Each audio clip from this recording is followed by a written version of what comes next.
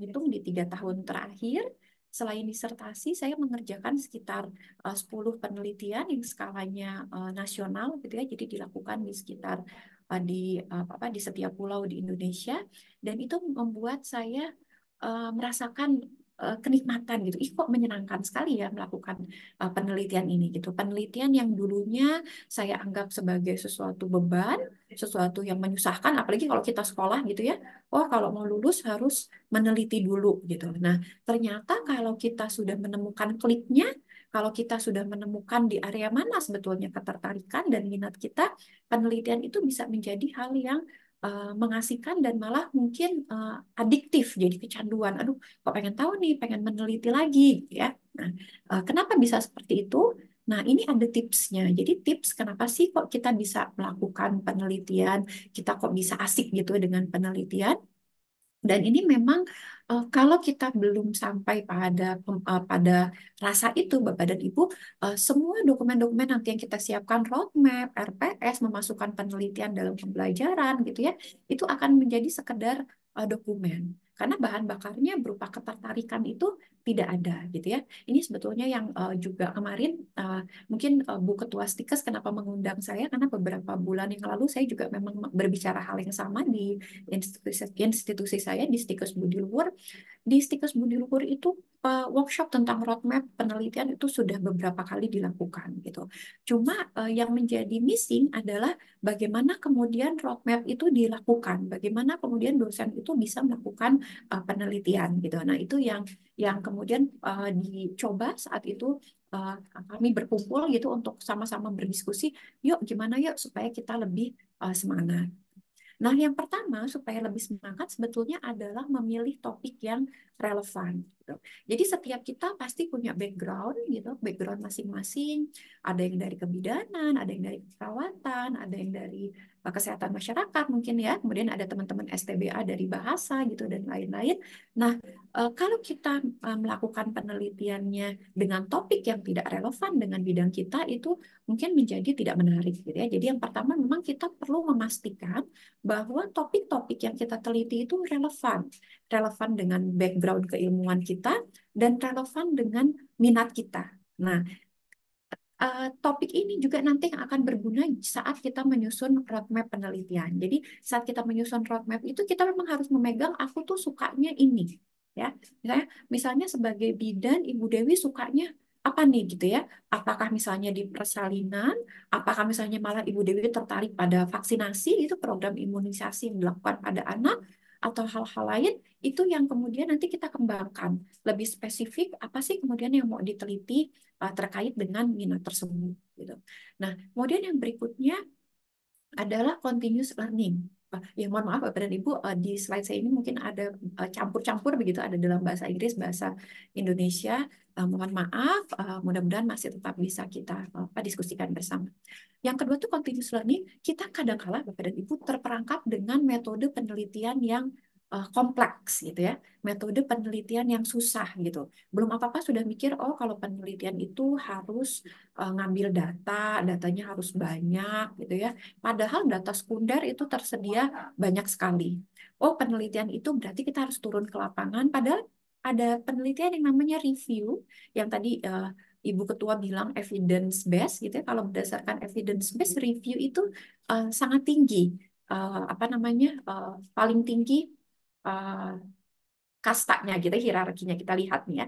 Jadi kita perlu juga nge-refresh metodologi penelitian apa sih yang kita akan gunakan ya. Jadi jangan kita terjebak bahwa penelitian itu harus yang susah, harus yang rumit ya. Jadi saya akan perlihatkan pada slide berikut ini adalah level of research. Jadi kalau kita berbicara tentang evidence based, apalagi kalau dalam kesehatan itu evidence based medicine, hasil-hasil penelitian itu bisa diimplementasikan kepada terapi gitu ya, pada proses-proses pengobatan pasien itu kita lihat dari levelnya, dari tingkat kepercayaan terhadap hasil penelitian tersebut ya. Bisa kita lihat bahwa yang paling bawah adalah penelitian-penelitian observasional, ini mungkin yang sangat sering dilakukan, penelitian observasional, kemudian ada, maaf sebentar saya geser dulu ya. Nah, yang paling bawah adalah expert opinion, jadi bagaimana sih pendapat ahli. Kemudian case series, case report. Nah, ini yang mungkin teman-teman di kebidanan atau di D3 kebidanan dan D3 keperawatan punya banyak sekali data-data laporan kasus ya. Laporan kasus biasanya di tugas akhir kan calon perawat, calon diploma perawat, calon diploma bidan itu diminta untuk membuat laporan nih kasus, mengikuti pasien, kemudian melaporkan seperti apa kasusnya. Nah, ini Bapak dan Ibu dosen ini bisa meramunya menjadi sebuah case series yang uh, bisa bermanfaat untuk evidence base. Kemudian di atas itu adalah case control. Kemudian cost case control yang kita lakukan secara retrospektif. Kemudian ada cohort yang kita lakukan secara prospektif. Kemudian ada randomized control trial. Ini kalau sudah ujinya uji klinis ya, eksperimen. Nah, ada dua ini Bapak dan Ibu. Mungkin saya akan gunakan dulu pointer. Nah, ini. Jadi kalau yang ini sampai sini, ini kan ini randomized control trial sampai ke series ini kan kita kan harus ngambil data di lapangan, ya. Kalaupun tidak menggunakan data primer, kita menggunakan data sekunder. Jadi tetap ada proses pengambilan data. Nah, biasanya memang sulit itu kita dalam melakukan pengambilan data. Nah, tapi lihat bahwa sebetulnya kasta yang paling tinggi dari penelitian itu systematic review. Systematic review ini Bapak dan Ibu kita bisa lakukan hanya di depan laptop. Jadi kita tidak perlu repot-repot mengurus izin ke rumah sakit, tidak perlu repot-repot mengurus ethical approval ke komite etik. Kita bisa lakukan hanya di depan laptop kita. Dengan cara apa? Yaitu kita mengumpulkan hasil-hasil penelitian ya terkait topik tertentu, kemudian nanti kita lakukan review, gitu ya, dari hasil-hasil penelitian itu nanti seperti apa sih mengerucutnya ke arah mana. Gitu. Kemudian di atasnya systematic review ini yang paling kuat level buktinya adalah meta analisis, yaitu dari systematic review ini biasanya akan ada data-data numerik ya, misalnya disajikan dalam bentuk apa, OR gitu, RR, atau bisa juga dalam proporsi dan lain-lain, itu kemudian dianalisis secara statistik, disatukan. Jadi misalnya dalam systematic review kita menemukan ada 10 penelitian dengan outcome yang sama, gitu ya, dengan topik yang sama, kemudian 10 outcome itu punya analisis statistik masing-masing. Nah, ini kemudian analisis statistiknya disatukan menjadi meta-analisis. Jadi kalau satu penelitian ini tadinya hanya di satu daerah, kemudian dengan sampel yang sedikit, dengan kita melakukan meta-analisis, kita bisa mendapatkan sampel yang besar di berbagai daerah. Gitu. Itulah mengapa penelitian systematic review dan meta-analisis ini penelitian yang sebetulnya hasilnya jauh lebih dipercaya dibandingkan kita melakukan penelitian-penelitian observasional atau pra-eksperimen gitu ya. Kalau yang randomized itu ini memang juga sangat bagus level pembuktiannya, tapi tingkat kesulitannya sangat tinggi gitu. Kenapa saya menayangkan ini Bapak dan Ibu untuk memberikan gambaran ke kita bahwa sebetulnya kalau misalnya selama ini alasannya, oh sulit nih melakukan penelitian karena nggak ada waktu untuk ngambil data dan lain-lain, sebetulnya ada jenis penelitian yang kita bisa melakukannya itu benar-benar menghemat waktu gitu ya. Jadi benar-benar bisa dilakukan di depan laptop, bisa kita lakukan malam hari di saat luang gitu ya. Itu systematic review gitu ya. Nah, ini mungkin memang tidak bisa kita kupas terlalu dalam, mudah-mudahan nanti bisa juga kita melakukan kajian lebih dalam tentang bagaimana sih systematic review dan meta-analisis dilakukan. Kemudian kalau kita kembali lagi ke slide tadi, apalagi sih kalau tadi relevan topik. Nah, ini relevan topik setiap Bapak dan Ibu mungkin bisa sudah punya gitu ya, malahan apa sih sebetulnya topik yang relevan gitu dengan background dan minatnya masing-masing. Kemudian yang kedua adalah continuous learning, kita perlu mencari metodologi apa sih yang kira-kira memudahkan kita gitu ya, tapi bukan berarti hasilnya juga tidak valid gitu. Jadi kita cari yang lebih mudah untuk dilakukan, biayanya murah, gitu, visible, sangat mungkin kita lakukan, tapi dengan hasil juga yang baik nanti bisa kita publikasikan. Kemudian yang ketiga, effective collaboration pada Ibu. Jadi kalau sekarang kita mau sebagai dosen mau meneliti, itu tidak mungkin bisa kita lakukan kalau kita tidak melakukan kolaborasi. Jadi kolaborasi ini kita bisa dibilang adalah kuncinya ya. Jadi Bapak dan Ibu bisa juga perhatikan ya. Sekarang kan banyak profesor-profesor muda gitu ya muncul dengan hasil penelitian yang banyak gitu ya. Itu pasti adalah hasil dari kolaborasi. Karena tidak akan mungkin kita mampu untuk melakukan penelitian, kita dituntut untuk pengajaran jalan gitu ya, administratif jalan, penelitian jalan, pengabdian masyarakat jalan, tidak mungkin itu jika hanya mengandalkan diri kita sendiri gitu. Jadi uh, kuncinya adalah kolaborasi. Nah, ini saya berbagi hal apa sih yang pernah kami lakukan di Stikes Budi Luhur mengenai kolaborasi ini. Yang pertama, Bapak dan Ibu, yang bisa dilakukan adalah kolaborasi antar dosen. Jadi penelitian itu kan justru yang baik adalah penelitian yang dilakukan secara kelompok, bergrup gitu ya. Kalau penelitiannya individu, pertama nggak ada yang mengingatkan gitu ya. Jadi kita punya penelitian nih, penelitiannya sendiri individu. Nggak ada motivasi karena nggak ada yang ngingetin.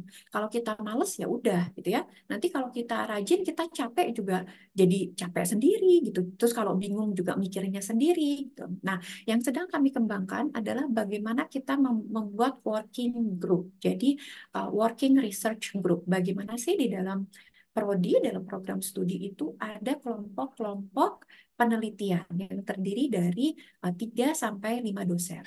Ya. Jadi biasanya kelompok-kelompok ini adalah kelompok yang memang memiliki apa eh, background yang sama gitu ya, minat yang sama, tapi tidak menutup kemungkinan juga sebetulnya lintas gitu. Karena penelitian itu kan kita bisa mengambil perspektifnya dari beberapa ilmu sekaligus gitu. Misalnya saya sedang bertim dengan teman-teman dari keperawatan medikal bedah.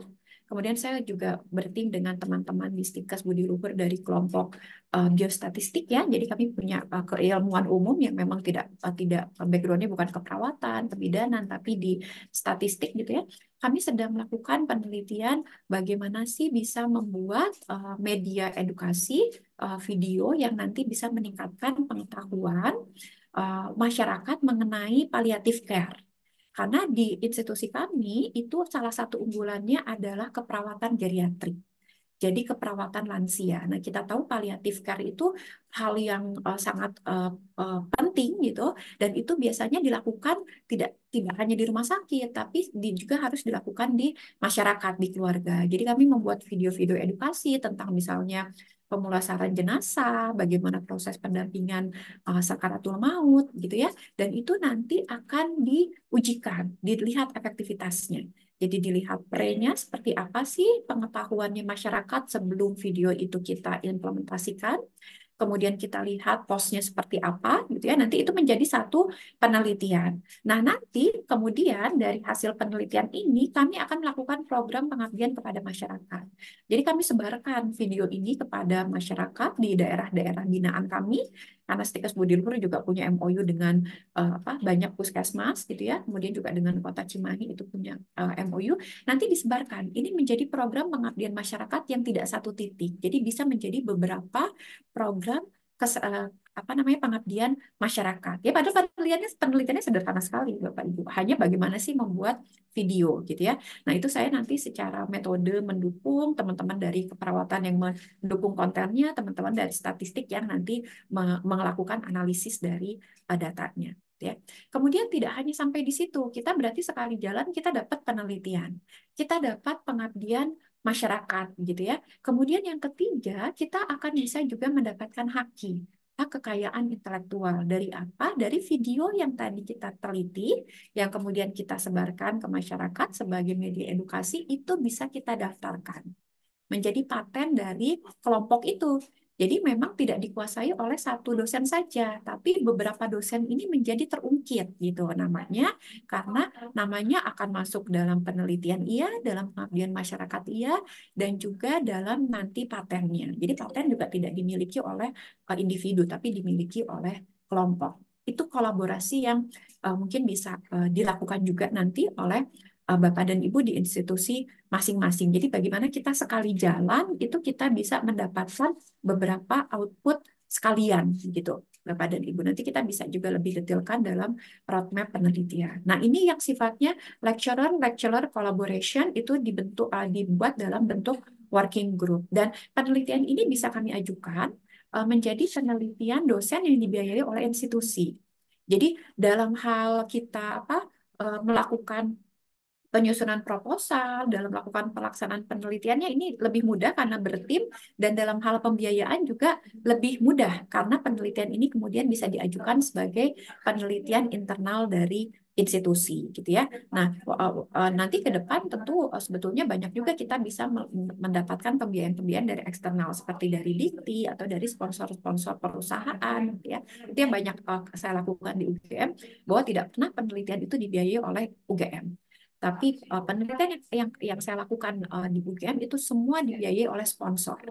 Sponsornya bisa berupa BUMN, bisa juga berupa perusahaan-perusahaan farmasi internasional, karena memang kebanyakan yang dilakukan adalah penelitian untuk mencari efektivitas dari obat atau vaksinnya. Jadi sifatnya memang uji klinis gitu, clinical trial.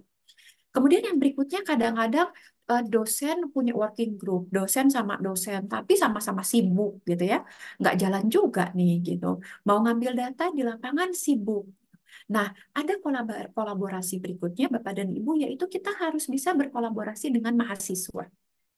Ya, karena mahasiswa ini dia punya energi yang banyak gitu ya, dia juga punya networking kadang-kadang juga yang lebih gitu dari kita. Kita nggak sangka ternyata dia lebih punya kedekatan gitu dengan masyarakat dan lain-lain. Nah, yang kami lakukan di Stikes Budi Luhur untuk lecturer student collaboration ini, kami mencoba mengintegrasikan roadmap penelitian dengan mata kuliah. Ya, misalnya yang saya ampu adalah mata kuliah metode penelitian pada Ibu. Jadi saya mengampu, kemarin saya melakukan 1 tahun kemarin mencoba melakukan uh, mungkin semacam piloting gitu. Bagaimana sih supaya mahasiswa itu bisa meneliti, tidak terbebani, tapi malah justru bisa kolaboratif dengan penelitiannya dosen. Nah, ini kami lakukan di D3. Karena di D3 itu kan penelitian sudah tidak lagi menjadi syarat untuk kelulusan. Jadi di tempat kami sudah tidak ada lagi, kalau dulu kan masih ada tugas akhir harus meneliti, kalau sekarang tugas akhirnya kan sudah berubah menjadi laporan kasus, gitu ya. Nah, tapi mahasiswa tetap mendapatkan mata kuliah metode penelitian. Karena ini kalau menurut kami tetap penting. Mahasiswa tahu mengenai penelitian tetap penting. Kenapa? Karena kan kalau sekarang jenjang karir di rumah sakit, jenjang karir dimanapun itu sudah menuntut perawat dan bidan itu untuk sekolah lagi gitu ya. Jadi lulusan D3 itu mungkin setahun 2 tahun lagi akan diminta oleh institusinya atau kebutuhan pribadi untuk melanjutkan sekolah. Nah, melanjutkan sekolah kemudian nanti pasti akan bertemu dengan yang namanya penelitian. Kemudian yang kedua, Bapak dan Ibu, yang kami anggap juga penting adalah pola pikir. Karena penelitian ini tidak hanya sekedar, oh jika meneliti kemudian ada bukunya, bukunya bisa dikoleksi di perpustakaan Stikes. Bukan seperti itu gitu ya. Tapi bagaimana sih dengan meneliti itu mahasiswa bisa terbentuk pola pikirnya. Mereka jadi tahu bagaimana harus berkomunikasi. Mereka jadi tahu bagaimana problem solving. Karena saat meneliti pasti mendapatkan banyak sekali masalah di lapangan.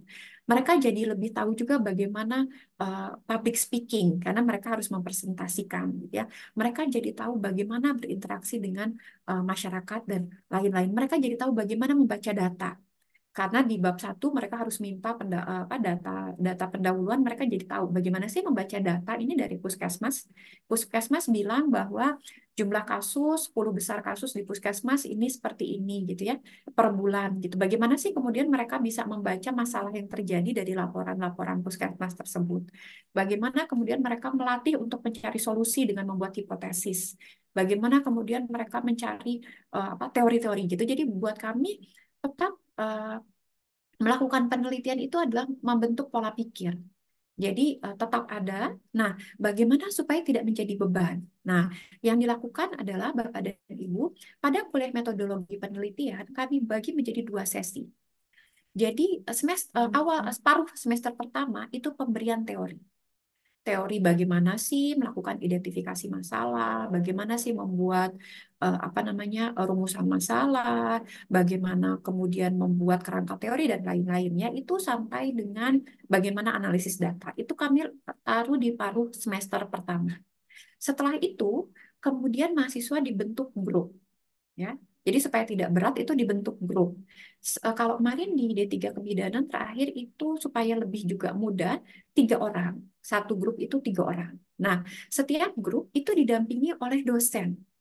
Nah, kemudian setelah jadi mereka sudah tahu teorinya, itu dipersilakan untuk melakukan diskusi dengan dosen masing-masing. Dan dosen ini sebetulnya akan mengarahkan bagaimana yuk kita bikin penelitian yang sesuai dengan roadmap institusi dan juga sesuai dengan roadmap penelitian dosen, tapi bersama-sama dilakukan dengan mahasiswa.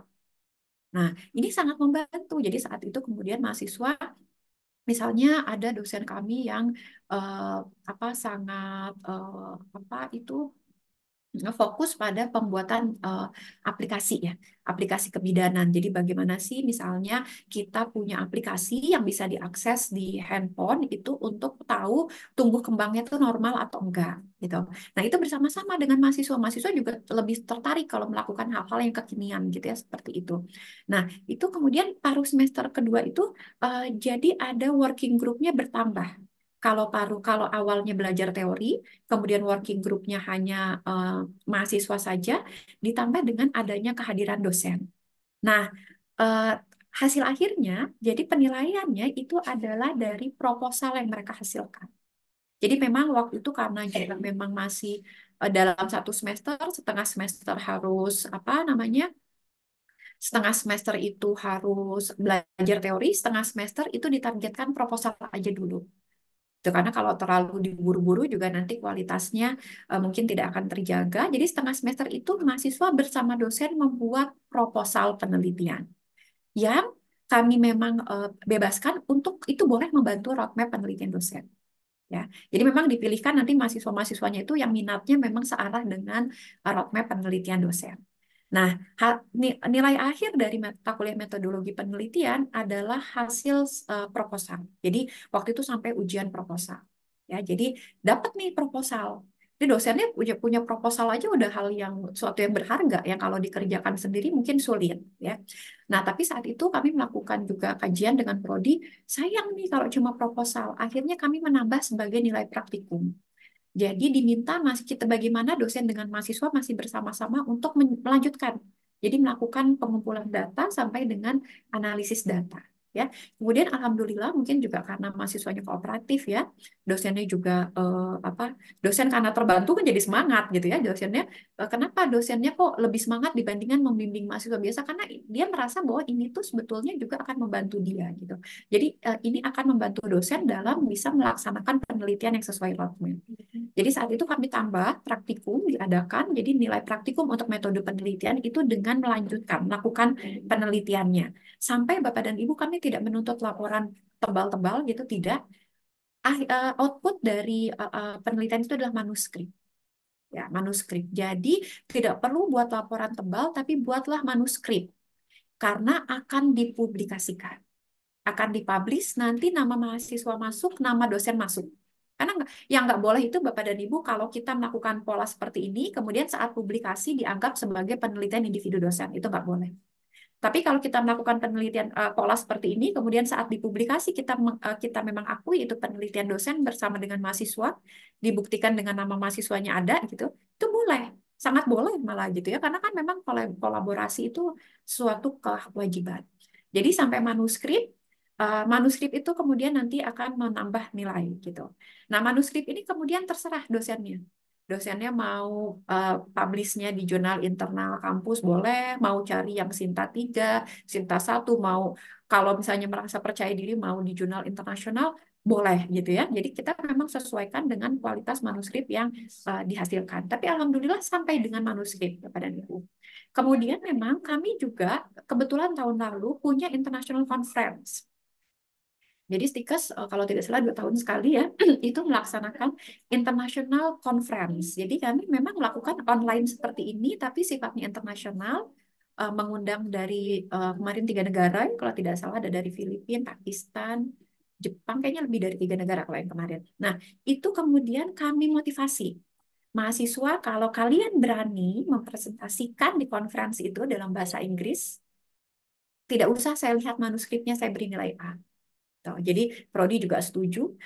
Kami sadar Bapak dan Ibu bahwa sebetulnya kualitas manuskripnya juga tidak bisa kita bilang luar biasa gitu ya. Masih harus banyak dipoles. Tapi kalau mereka berani mempresentasikan itu di international conference, dilihat oleh reviewer dari negara lain gitu ya, mereka memaksakan diri dalam bahasa Inggris, nggak apa-apa masih belepotan. Itu saya anggap sebagai pengalaman yang sangat berharga, yang harus diberi penghargaan gitu, dengan diberi nilai. Gitu. Alhamdulillah di International Conference itu mungkin sekitar 4 grup berani untuk melakukan uh, presentasi. Jadi mereka presentasi, otomatis mereka A. Gitu.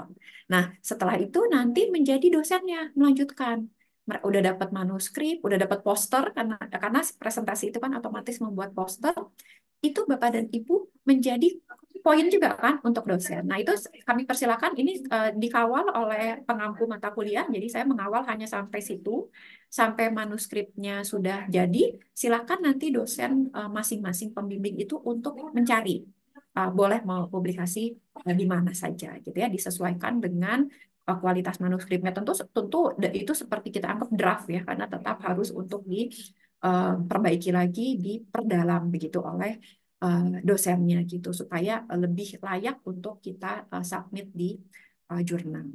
Seperti itu mungkin pengalamannya Bapak dan Ibu. Jadi kalau tadi Ibu Ketua, kita mungkin jadi ada 2 hal nih integrasi itu. Kalau yang memang kami sudah banyak lakukan adalah bagaimana sih mengintegrasikan mata kuliah ini supaya bisa membantu menambah penelitian dan pengabdian masyarakat di institusi. Jadi kita memang belum banyak, sebaliknya. Jadi sebetulnya yang perlu nanti lebih yang akan di tahun ini mungkin akan lebih juga kami tingkatkan adalah bagaimana hasil-hasil penelitian ini menambah eh, muatan dalam kurikulum gitu ya.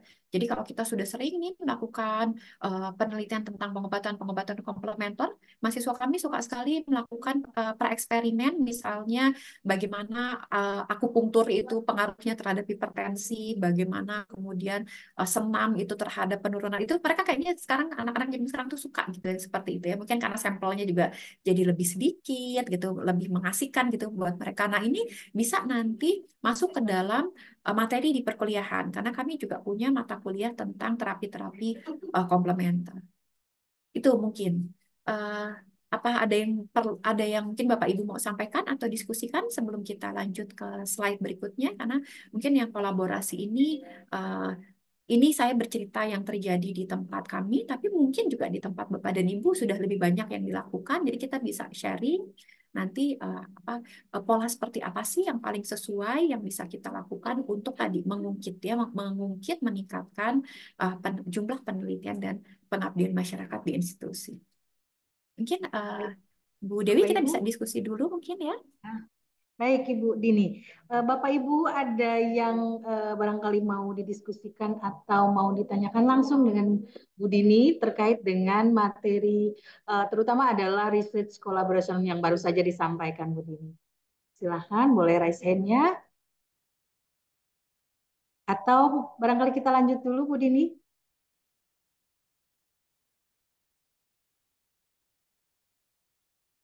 Ya, baik ya. Boleh Mudah. tanya, Bu? Ya, silakan silakan Pak.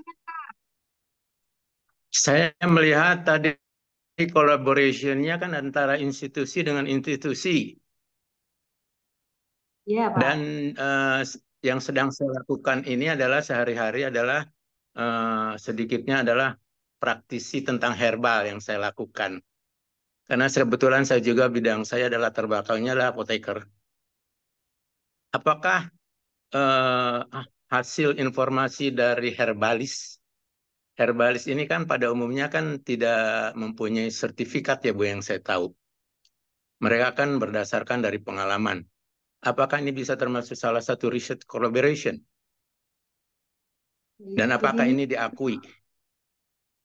Baik, terima kasih Pak Nur Rahmat Afandi atas penyampaian pertanyaannya. Bu Dini barangkali bisa langsung dijawab Bu. Ya. Baik, terima kasih. Salam hormat, Bapak. Ini mohon maaf, saya jadi senang sekali bertemu dengan senior sesama farmasis. Eh, Menarik sekali, Bapak. Tadi memang saya baru sampai lecturer student, belum membahas sampai institusi-institusi ya. Jadi Oh kolaborasi ya, maaf. institusi, ya, nggak apa. Jadi sekalian saja saya masuk bahwa kolaborasi institusi-institusi ini memang bisa kita lakukan dengan institusi. Jadi memang dia harus punya bentuk sebagai institusi gitu ya. Nah, Herbalis ini kita perlu lihat apakah memang karena sekarang itu juga banyak sekali Pak di bawah perguruan tinggi itu ada pusat herbal ya.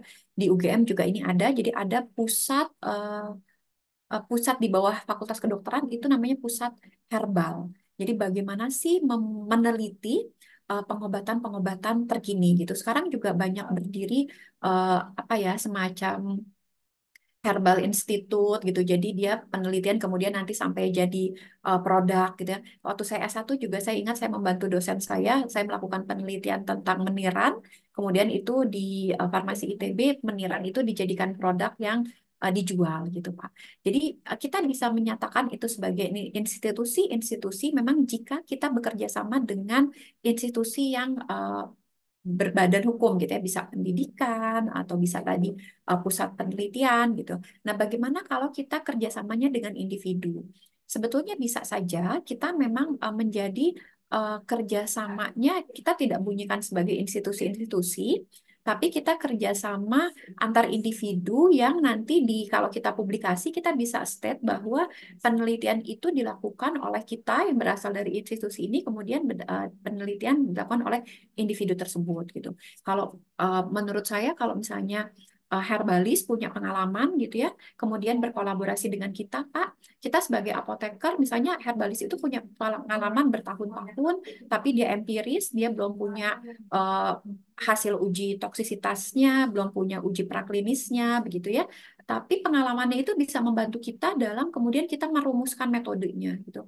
Kalau saya sendiri merasa itu sebuah kolaborasi yang mutualisme gitu, di mana kita sebetulnya bisa mendapatkan banyak sekali input dari herbalis tersebut tentang bagaimana sih secara empiris herbal itu digunakan. Dia sudah lebih tahu formulanya seperti apa gitu, jika ada campuran itu seperti apa. Nah, kita bisa membantu menyusun metodologi supaya apa yang dia lakukan itu kemudian lebih punya bukti ilmiah. Begitu sih mungkin Pak yang bisa insight yang bisa saya berikan terkait kolaborasi institusi-institusi gitu. Kalau misalnya tertarik, kita juga bisa saja, Pak. Misalnya antar stikes, Bapak, mohon maaf, Bapak tadi dari aktor ya, Pak Nur Rahmat ya? Saya Rahmat. dari Akper, Bu. Ya, gitu ya. Itu Dari Akper saya, Bu. ya, betul. Jadi bisa juga misalnya kalau tertarik nanti dari Akper dengan Stikes gitu ya, kita melakukan kolaborasi-kolaborasi karena kalau saya paham kalau yang farmasis ini agak terbatas sebetulnya ruang geraknya kalau di Stikes karena memang tidak tidak banyak partnernya gitu. Saya makanya terharu bisa ketemu Iya, Pak Nur tidak Rahmat. linear, Bu. Iya, saya terharu bisa ketemu Pak Nur Rahmat karena kita kan sama ya Pak ya, kita farmasis tapi kita adanya di Stikes, tidak menutup kemungkinan kita malah bisa berkolaborasi Pak untuk penelitian-penelitian yang lebih ke Mudah-mudahan, Bu. pengobatan. Begitu Pak, mudah-mudahan menjawab atau Alhamdulillah beberapa buku sudah saya susun, Bu. Alhamdulillah, nanti Insya saya cari Allah. Pak, Terima saya cari kasih, Bu. buku Bapak. Iya. Luar biasa Pak Nur Rahmat. Bu Dini izin nyambung dengan pertanyaan Pak Nur Rahmat. Terima kasih. Berarti kalau kerjasamanya antar individu demikian, itu tetap MOU-nya ada di bawah naungan masing-masing institusi ya Bu ya? Ya, sebetulnya tergantung aturan dari institusinya ya, Bu ya. Sebetulnya kalau kita kan seperti kami di UGM misalnya, saya di FK, saya di Fakultas Kedokteran bekerja sama dengan, saya kami melakukan uji toksisitas Pak Nur Rahmat. Jadi kami ada obat baru gitu, kemudian uji toksisitas. Uji toksisitas ini nggak bisa dilakukan di Fakultas Kedokteran, tapi bisa dilakukan di farmasi karena farmasi punya pengalaman yang lebih dalam melakukan uji-uji pada binatang gitu ya. Jadi kemudian kami minta bantuan memang langsung kepada dosennya. Tuh. Tapi ini mungkin karena satu institusi menjadi lebih mudah gitu ya. Kalau misalnya itu berseberangan, misalnya Stikes Budi Luhur dengan Stikes Bakti Husada, memang paling enak kalau kita sudah punya MOU, Bu. Kalau sudah punya MOU kan jadi kita apa tuh ya, Kulo Nuwun permisi kepada ketua Stikes itu kan enak gitu. Misalnya saya akan bilang, Ya sudah Bu, dibuka begitu barangkali iya Bu. Bu Uni, saya mau kolaborasi nih sama Bakti Husada, kan kita sudah punya MOU, itu kan malah jadi enak gitu. Nah, kalau sebetulnya kita kalau misalnya hanya kita ingin lakukan penelitian, kita nanti publikasi menulis, tidak wajib ada MOU, Bu. Tapi MOU ini akan lebih memudahkan kita di institusi. Itu karena kan menjadi tercatat sebagai itu juga implementasi MOU antar institusi gitu. Ini kan pengaruhnya bukan hanya di publikasi ya, Bu ya. Kita kan sebenarnya kalau penelitian fokusnya publikasi, tapi adanya MOU ini nanti berpengaruh pada penilaian di akreditasi juga. Baik. Itu mungkin Bu Dewi. Nanti izin Bu Dini, ada Iya. pertanyaan dari kolom chat yang menanyakan dari Ibu Rini, apakah bila berkolaborasi dengan mahasiswa, bagaimana menentukan peneliti satu dan seterusnya begitu? Mungkin di publikasinya barangkali ya Bu ya. Ya, baik. Jadi kalau kita memang tetap harus proporsional, Ibu. Kalau memang itu penelitian kan suka ada gini, Bu. Kita membimbing skripsi. Skripsi itu kan jelas punyanya mahasiswa ya. Kita sebagai pembimbing, kemudian hasilnya kita minta untuk publikasi. Nah, itu kita kan harus mengakui bahwa sebagian besar pekerjaan adalah mahasiswa. Jadi first authornya mahasiswa. Tapi bisa seperti ini, Bu. Tadi saya baru cerita yang D3, kami sekarang juga sedang merancang yang S1 itu seperti ini, Bu. Jadi kita memang misalnya dosen membimbing 3 anak. Ya, biasanya kan nggak mungkin satu ya, misalnya 3 anak. Nah, dikumpulkan dulu di awal. Mau nggak kalau kita menelitinya itu fokus misalnya pada apa ya? Misalnya kita fokus mau meneliti tentang self-care penderita diabetes mellitus, gitu ya. Nah, self-care penderita diabetes mellitus ini karena sesuai sama roadmap pembimbingnya. Misalnya roadmap pembimbingnya ini memang dia fokus pada DM, ya kan? Roadmap macam-macam. Ada yang kita fokuskan pada jenis penyakitnya, ada pada itemnya gitu. Misalnya ada yang tertariknya mau nelitinya quality of life, gitu. Kalau ini misalnya ada dosen yang memang dia akan fokus pada DM dan dia tertarik sekali pada self-care. Nah, itu bisa diatur seperti ini, Bu, supaya kita bisa jadi first author. Mahasiswa A, kamu meneliti self-care, kamu teliti kepatuhan minum obat pada penderita DM di rumah sakit. Mahasiswa B, kamu meneliti tentang bagaimana sih penderita DM ini mampu untuk melakukan perawatan kakinya sendiri. Mahasiswa C, kamu meneliti bagaimana dia bisa disiplin pada pola makan, ya. Nah, kemudian ini dia nanti kan skripsinya dia jadi deskripsi, boleh juga nanti dia analitik gitu. Jadi membandingkan dengan kepatuhan minum obat dengan misalnya karakteristik keluarga, karakteristik dari responden gitu ya. Jadi tetap si anak ini bisa dia melakukan pengembangan gitu supaya misalnya dia nggak mau nih deskriptif, dia pengen lebih analitik, tapi sebetulnya deskriptif juga nggak masalah. Nah, dosen nanti bilang dari awal, nanti hasil penelitian kalian, ibu mau ambil, ibu akan satukan menjadi self-care secara komprehensif.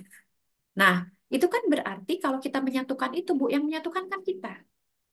Jadi si datanya mahasiswa A tentang kepatuhan minum obat, datanya mahasiswa B tentang perawatan kaki, datanya mahasiswa C tentang pola gizi, kita minta, tapi kemudian kita lakukan analisis. Analisisnya kita lakukan ulang, jadi kita satukan, kemudian kita bahasnya lebih komprehensif, karena kita melihat self-care-nya berarti self-care yang lebih komprehensif gitu, tidak per item, itu jadi penelitian kita, Bu.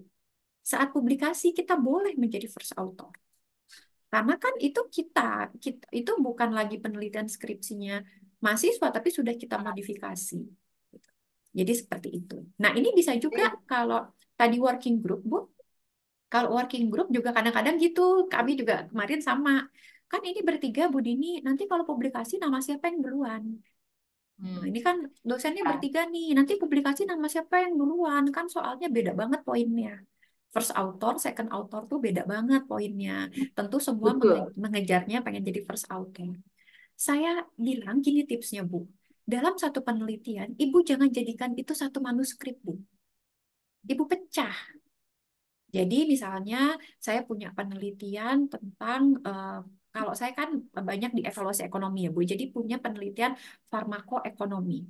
Penelitian farmakoekonomi saya itu saya menghitung biaya, saya juga tapi melihat karakteristik klinis, saya lihat juga kualitas hidup gitu. Nah, tapi dalam disertasi saya ini menjadi satu analisis. Jadi di modeling menjadi satu analisis namanya cost effectiveness analysis. Ini bisa Bu jadi satu publikasi, tapi sayang. Nah, ini bisa dipecah jadi 3 publikasi. Jadi sekarang saya sudah publikasi di treatment outcome-nya, di karakteristik klinis. Nah, saya bisa maju lagi 2 publikasi di biayanya dan di kualitas hidupnya. Nah, kalau saya nanti di kualitas hidup dibantu orang lain, silakan boleh first author-nya teman saya yang bantu itu gitu.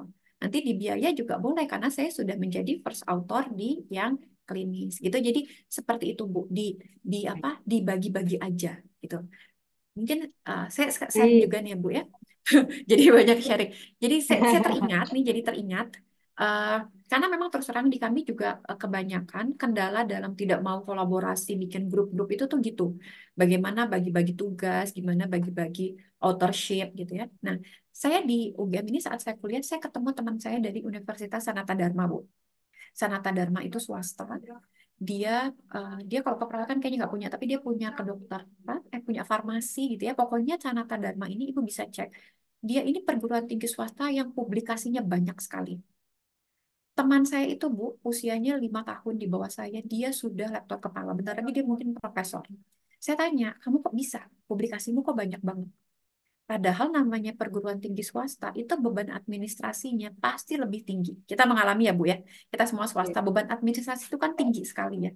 Pasti ya disuruh bantu-bantu PMB, disuruh bantu-bantu jadi panitia ini, panitia itu gitu. Nah, ternyata teman saya cerita, itu working group Bu. Jadi dia bilang gini, aku tuh nggak pernah punya publikasi yang semua dari A sampai Z aku yang mengerjakan. Jadi kami tuh diatur oleh prodi. Bikin working group, nanti kalau yang publik yang ini kamu bagian analisisnya. Di sini kamu bagian cuma nyari pustakanya gitu. Jadi diatur seperti itu, tapi namanya masuk semua Bu di publikasi. First authornya ganti-gantian. Jadi kalau dilihat seolah-olah dosennya itu produktif sekali. Padahal mereka berbagi-bagi gitu loh Bu. Jadi penelitiannya tuh satu penelitian itu bisa dibagi ke 5 dosen. Jadi menjadi satu publikasi 5 dosen hanya authorship-nya aja yang diatur gitu. Jadi seperti itu yang bisa kita juga terapkan di tempat Baik. kita. Luar biasa. Terima kasih Bu Dini sharingnya dan memang terlihat sekali antusias teman-teman kita Bu. Ada beberapa pertanyaan lagi masih bisa Bu Dini? Mangga, silahkan Ibu. Ya, dari Pak Yasin Azhari dari Usindo. Izin bertanya Bu, untuk risetnya lintas disipliner studi mekanismenya seperti apa? Misalnya teknologi, kesehatan, dan humaniora. Jadi kalau misalnya lintas disiplin ilmu seperti ini, mekanismenya yang berdasarkan pengalaman Ibu mungkin bisa di-sharingkan. Terima kasih Bu. Silakan Bu Dini. Ya, baik. Terima kasih pertanyaannya. Jadi kita memang perlu untuk lebih ini ya, lebih explore gitu. Sebetulnya misalnya kita punya niat nih mau kolaborasi gitu antara ini di sini kan ada STBA. STBA itu kan berarti dia menguasai fokusnya di bahasa betul ya, ya. Kalau STBA ini bahasa Inggris atau berbagai bahasa ya? Bahasa Inggris, bahasa Jepang. Bahasa Inggris, bahasa Jepang. Ya, ini bagus. Kemudian mau kolaborasi misalnya dengan Bakti Husada. Nah, Bakti Husada kalau disuruh meneliti tentang bahasa mungkin agak sulit. Karena Bakti Husada core-nya adalah di kesehatan. Tapi ya, nah tapi kita bisa seperti ini, Bu, Pak. Jadi kita misalnya tadi saya punya penelitian tentang media edukasi, gitu ya. Nah, media edukasi ini, Bu, Pak, kita sekarang itu kan sudah zamannya media apa sudah media apa internet itu kan udah jadi kita satu dunia tuh udah jadi kayak satu komunitas besar. Nah, kita bisa aja bikin penelitian yang kita buat media edukasi itu dalam bahasa lain, tidak dalam bahasa Indonesia. Ya, jadi misalnya teman-teman dari Stikes Bakti Husada punya ide untuk membuat aplikasi atau membuat media gitu ya, itu yang untuk meningkatkan untuk promosi kesehatan. Tapi kepinginnya itu nanti bisa digunakan tidak hanya oleh orang Indonesia. Jadi nanti akan disebarkan.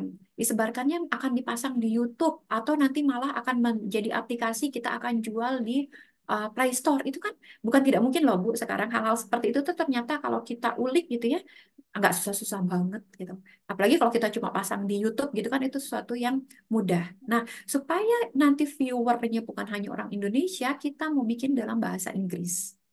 Nah, tapi teman-teman mungkin kan bahasa Inggris itu kita nggak bisa sekedar menyerahkan pada AI gitu ya. Kan kemudian ada pemilihan kata, pemilihan vocabulary mana yang pas kalau kita untuk edukasinya apalagi buat lansia. Nah, teman-teman STBA itu bisa bantu dalam seperti itunya. Itu sudah bisa disebut sebagai penelitian lintas disipliner ya. Nanti kalau misalnya sebenarnya bisa nambah lagi tuh. Kalau karena kita membikinnya misalnya tidak hanya video YouTube, kita mau bikin aplikasi, kita bisa gandeng lagi. Jurusan apa ya yang pintar bikin aplikasi ya? Nah, kalau di kami kan punya tim IT. Tim IT itu sering kami ajak untuk kolaborasi untuk bikin aplikasi. Makanya kalau Ibu nanti berkesempatan ya kita ketemu di kampus atau seperti apa, banyak penelitian dosen kami tuh yang sukanya tuh aplikasi. Nah, padahal itu dosen bidan tuh, Bu. Bidannya nggak bisa bikin gitu, apa pemrogramannya nggak bisa. Dia akan minta tolong bagian IT untuk membuatkan. Bidan akan fokus di kontennya. Itu mungkin ya. Atau kemudian misalnya kalau kita mau eh, apa teknologi gitu ya. Nah, sekarang yang juga sering dilakukan itu adalah bagaimana kolaborasi antara kesehatan dengan orang-orang teknik. Dalam hal apa? Dalam membuat instrumen, alat. Ya, kemarin waktu COVID ini sering, Bu.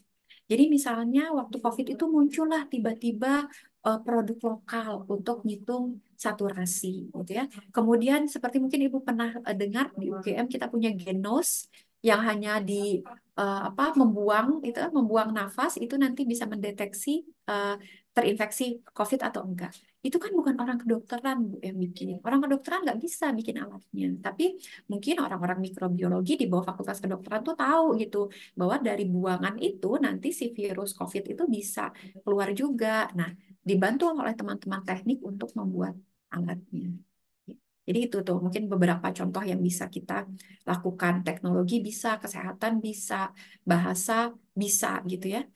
Saya misalnya punya penelitian kualitas hidup, jadi sekarang juga untuk kita bisa tahu gitu terapi apa sih yang tepat untuk pasien, kita suka membandingkan. Jadi sekarang banyak sekali diteliti lagi bisa dibilang hype gitu ya, lagi seksi itu penelitian tentang quality of life, kualitas hidup. Jadi kita mau tahu bagaimana sih kualitas hidup pasien dengan berbagai penyakit, kemudian kita bandingkan kalau dia sudah diobati kualitas hidupnya naik atau tidak. Nah, itu kualitas hidup itu banyak sekali instrumennya, Bu, yang sudah valid di dunia internasional. Misalnya ada yang dari WHO, ada dari Eurocall gitu ya, dari European Community. Itu kalau kita mau pakai di Indonesia, Bu, kita harus melakukan uji validitas sendiri si instrumen kualitas hidup itu. Jadi dia kuesioner, tapi dia validnya dalam bahasa Inggris. Nah itu Bu, kalau kita melakukan penelitian uji validitasnya dengan cara kita translate dengan teman-teman STBA, minta tolong ditranslate. Nanti biasanya translate-nya tuh back translation, Pak. Jadi dari Inggris ke Indonesia dulu, nanti kemudian ada orang lain mentranslate lagi ke Inggris untuk dilihat saat di back translate itu masih sama atau tidak maknanya. Kemudian kita uji validitas, kita lakukan pengambilan data kualitas hidup itu Bu sudah bisa jadi satu publikasi. Dan ini publikasi yang seperti ini contoh publikasi yang citasinya akan banyak. Jadi Ibu akan banyak dikutip. Ya, Ibu Bapak akan banyak dikutip nih publikasinya. Kenapa? Karena kalau besok-besok ada peneliti lagi mau pakai instrumen itu kan pasti akan mengutip publikasinya dalam bahasa Indonesia. Jadi kita memang kadang-kadang juga karena citasi itu kalau mau ngitung-ngitung nanti untuk apa poin dan lain-lain itu juga penting. Jadi harus juga pintar memilih kira-kira meneliti apa nih ya yang akan banyak dikutip orang gitu dalam penelitian selanjutnya. Itu mungkin beberapa contohnya. Baik, terima kasih Bu Dini. Pak Yasin Azhari, semoga sudah terjawab ya Pak ya. Bu Dini, izin berikutnya adalah pertanyaan dari Ibu Iin Ira Kartika yang menanyakan bahwa apakah semua mata kuliah harus terintegrasi dengan penelitian atau Pengmas gitu ya, atau MK tertentu saja? Mana dulu yang ditentukan roadmap-nya dulukah berdasarkan MK atau MK yang diminati baru ke roadmap? Demikian Ibu Dini, Ya, bisa baik. Terima kabarkan. kasih. Ya, Terima kasih Bu Dewi dan Bu Iin. Jadi Bu Iin, kalau idealnya kita itu memang semua mata kuliah terintegrasi. Idealnya, karena tadi integrasinya kan bisa bolak-balik ya, bahwa kita juga dari mata kuliah ini bisa menghasilkan penelitian dan pengabdian masyarakat, kemudian hasil dari penelitian pengabdian masyarakat itu juga nanti diimplementasikan dalam materi yang diberikan. Tapi Bu, kita gini Bu, kalau kita memulai dari ideal, itu saya bisa pastikan kita nggak akan mulai-mulai, Bu.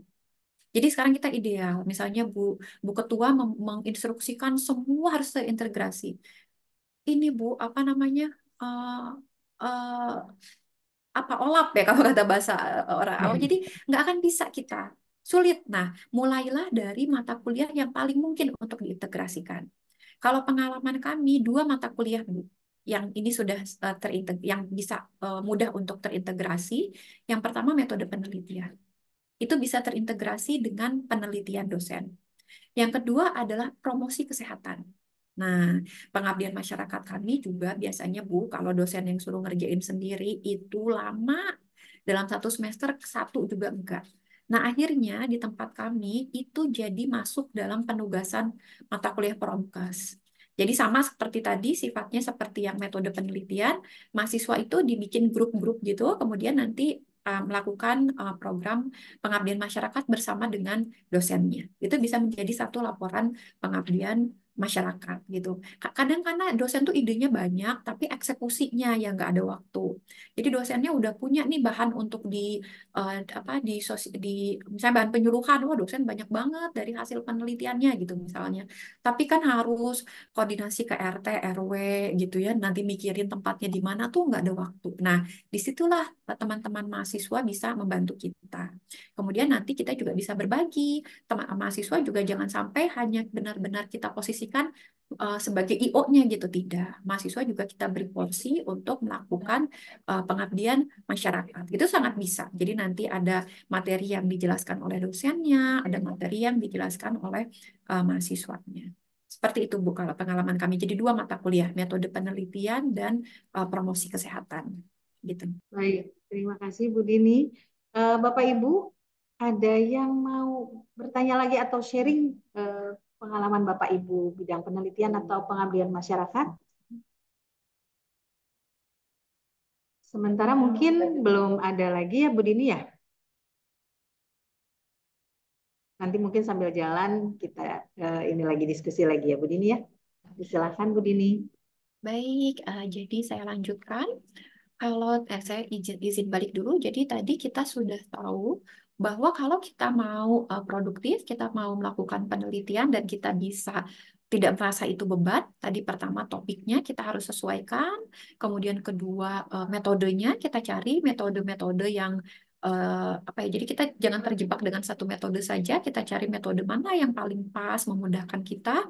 Yang berikutnya effective collaboration. Ini memang perlu dukungan dari manajemen ya, bagaimana nanti di institusi dan prodi ini bisa membantu untuk dilakukan tadi ya integrasi dengan mata kuliah tertentu. Nah, yang berikutnya Bapak dan Ibu, kadang kita juga punya masalah di diseminasi.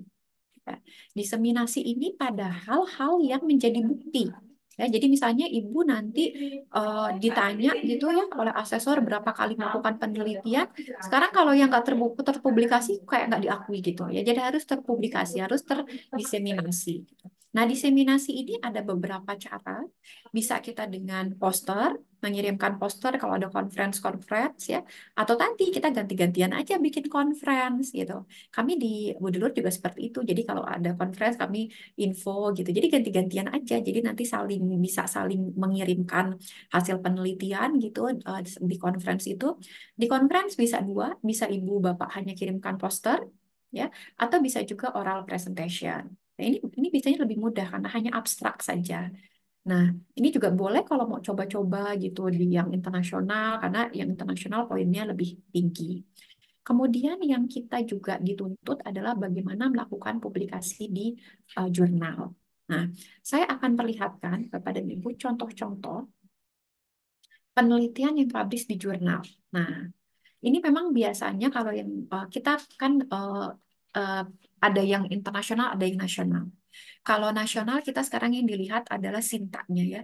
Jadi dari indeks Sinta berapa gitu ya, kayaknya sudah ada aturan kalau mau naik pangkat itu Sinta apa yang diakui. Nah, kalau internasional indeksasinya sebetulnya banyak, tapi yang sekarang masih banyak diagungkan, termasuk kalau kita mau sekolah lanjut gitu ya, itu biasanya Scopus yang diminta. Jadi nggak boleh kalau kita publish-nya di jurnal yang tidak Scopus. Nah, saya akan tunjukkan bahwa sebetulnya penelitian-penelitian yang publish di jurnal itu penelitian-penelitian yang sederhana, yang kita juga bisa buat. Ini contohnya Scopus Q1. Jadi Q1 ini berarti level Scopus yang paling tinggi. Scopus Q1 ini Elsevier, ya, International Journal of Nursing Studies. Coba lihat Bapak dan Ibu, penelitian yang publish di Scopus Q1 ini adalah ini tentang manajemen jadwal. Jadi bagaimana sih di rumah sakit jiwa, ya ini di penelitian di rumah sakit jiwa, itu bagaimana sih si rumah sakit ini membuat jadwal perawat, ya, dan kemudian diasosiasikan, dihubungkan, dianalisis dengan dengan rasa kecapean secara emosional. Karena kita tahu di rumah sakit jiwa ini beban kerja perawat kan secara mental itu lebih tinggi ya, karena kan mereka pasiennya mengamuk gitu ya dan lain-lain. Nah, jadi penelitian ini sesederhana itu, hanya lihat di rumah sakit jiwa itu ada nggak sih hubungan dengan jadwalnya, manajemen jadwal ya, membagi jadwal perawat dengan kondisi mental, kondisi emosional perawat. Ya, ini exhaustion dan intention to live. Ya, ini memang dia menangnya adalah dia sampelnya banyak 994 dari banyak rumah sakit gitu. Itu yang membuat dia bisa Q1. Tapi kalau kita lihat topiknya, ini dilakukan oleh Bapak dan Ibu juga sangat mungkin. Jadi bukan topik-topik yang bukan berarti kalau Q1 tuh harus yang wow banget gitu ya. Ini membuktikan. Jadi ini penelitiannya sederhana, hanya dia memang kan subjeknya banyak. Nah, bagaimana kita bisa membuat penelitian sederhana subjeknya banyak? Nah, ini kan tidak mungkin dengan satu kali penelitian. Tadi kita bisa lakukan dengan kita membagi-bagi itu ya. Misalnya tadi di skripsi, salah satu membaginya bisa kita dengan tema yang sama tapi tempatnya dibedakan. Nanti kalau disatukan menjadi dia sampelnya menjadi sangat banyak ya. Ini Scopus Q1. Kemudian kita lihat Scopus Q2. Nih, ini jurnal Iran khusus untuk nursing and midwifery. Mohon maaf, saya memang banyaknya kesehatan ya, jadi mohon maaf teman-teman dari STBA. Tapi ini akan sama saja gitu ya. Jadi kita memang contohnya banyak di kesehatan. Apa yang diteliti sampai bisa masuk di jurnal Q2, ini melihat ada atau tidak sih komplikasi pada wanita hamil dan bayi baru lahir sebelum dan selama COVID. Nah, ini Bapak dan Ibu, ini data sekunder. Hanya tinggal minta data rekam medis dari rumah sakit. Jadi kita misalnya COVID itu di Indonesia mulai banyak Februari 2020. Bapak Ibu minta direkam medis sebelum Februari 2020 itu dilihat banyaknya komplikasi di perempuan hamil dan bayi baru lahir itu banyaknya seperti apa dan komplikasinya apa. Kemudian dibandingkan dengan data rekam medis juga yang terjadi setelah pandemi COVID. Udah cuma seperti itu. Nanti dilihat secara statistik dia berbeda atau tidak sebelum dan sesudah. Nah, ini juga yang saya bilang di teman-teman Stikes Budi Luhur, kita kadang-kadang kalau ngambil data primer itu tingkat kesulitannya tinggi. Tapi kita suka lupa, kita tuh bisa meneliti dari data sekunder. Apalagi di sini ada akte rumah sakit ya. Di rumah sakit itu kan banyak data-data. Rekam medis itu kan memuat banyak sekali data. Ya, itu nggak usah susah-susah, tinggal ditarik gitu datanya itu sudah bisa kita pilih mana yang mau kita teliti sudah bisa dianalisis. Jadi nggak harus repot untuk datang melakukan wawancara gitu. Tidak perlu jika kita menggunakan data sekunder. Ya, data sekunder banyak yang sifatnya nasional, kita punya Riskesdas, kita punya IFLS. Tapi yang menarik itu justru data-data sekunder yang ada di rumah sakit. Dari data-data rekam medis karena sangat kaya gitu ya, meneliti apa aja tuh ada dari data rekam medis. Itu yang kedua. Kemudian yang ketiga, nah ini punyanya Unbrau, Unbrau atau Unair ya. Jadi ini punyanya Surabaya, namanya Journal of Nursing, Nurse Media. Ini sudah terindeksasi Scopus Q3, melihat family coping strategies and quality of life untuk pasien DM2 di puskesmas. Jadi ini penelitiannya tuh mencari pasien DM2 yang berobat di puskesmas ya. Kemudian nanti dilihat bagaimana sih dukungan keluarganya ya. Kemudian bagaimana kualitas hidupnya. Ya, sekali lagi penelitian-penelitian yang masuk publikasi internasional itu ternyata penelitian yang sederhana yang bisa kita lakukan. Ya. Ini Scopus Q4, ini Scopus Q4, ini penelitian pada mahasiswa. Nah, jadi kita juga bisa melakukan penelitian itu ke mahasiswa kita sendiri. Nah, ini contoh, ini dilakukan di Maroko. Ini meneliti, dia itu tertarik sebetulnya mahasiswa yang daftar sebagai mahasiswa keperawatan itu pengen apa sih awalnya? Apa sih motivasi awal gitu, tujuan awal dari mahasiswa itu kok mau daftar di keperawatan? Kok mau daftar di bidan tuh kepingin apa sih? Tujuannya tuh apa? Kemudian nanti dilihat, dibandingkan bagaimana sih tujuan awal mereka itu kita bandingkan dengan dropout, kejadian dropout yang ada di institusi. Ya, ini juga bisa. Ini kami juga banyak melakukan penelitian yang subjeknya itu mahasiswa sendiri, ya, karena tadi menarik, banyak kali bisa diteliti. Ya, misalnya ada penelitian dosen bidan itu semester lalu tentang bagaimana sih partisipasi mahasiswa dalam kegiatan keagamaan kampus, karena salah satu unggulan dari Stikes Budi Luhur adalah kebudiluhuran dan religius. Jadi kami punya banyak program religius dan kebudiluhuran, itu dilihat bagaimana sebetulnya mahasiswa berpartisipasi terhadap program-program tersebut. Itu jadi satu penelitian. Kemudian ini kita lihat yang Sinta ya. Sekarang juga untuk kita di jurnal nasional itu sudah harus yang terindeks Sinta. Di Sinta 1 ini penelitiannya adalah kualitatif. Nah, tadi ada banyak juga yang katanya kalau dengar penelitian itu langsung mikirnya kualitatif. Oh, berarti memang sukanya dengan penelitian kualitatif. Ini dilakukan di Kalimantan Timur, Samarinda.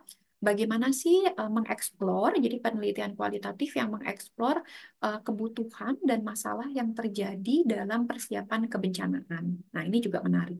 Ini bisa dilakukan di berbagai daerah di Indonesia ya. Di Jawa Barat yang katanya sekarang harus hati-hati dengan lempeng gitu ya, bisa terjadi kapan saja gempa dan lain-lain. Ini bisa diteliti nih. Bagaimana persiapan untuk menghadapi bencana. Kemudian contoh lagi di Sinta 2. Nah, ini Bu, Bapak.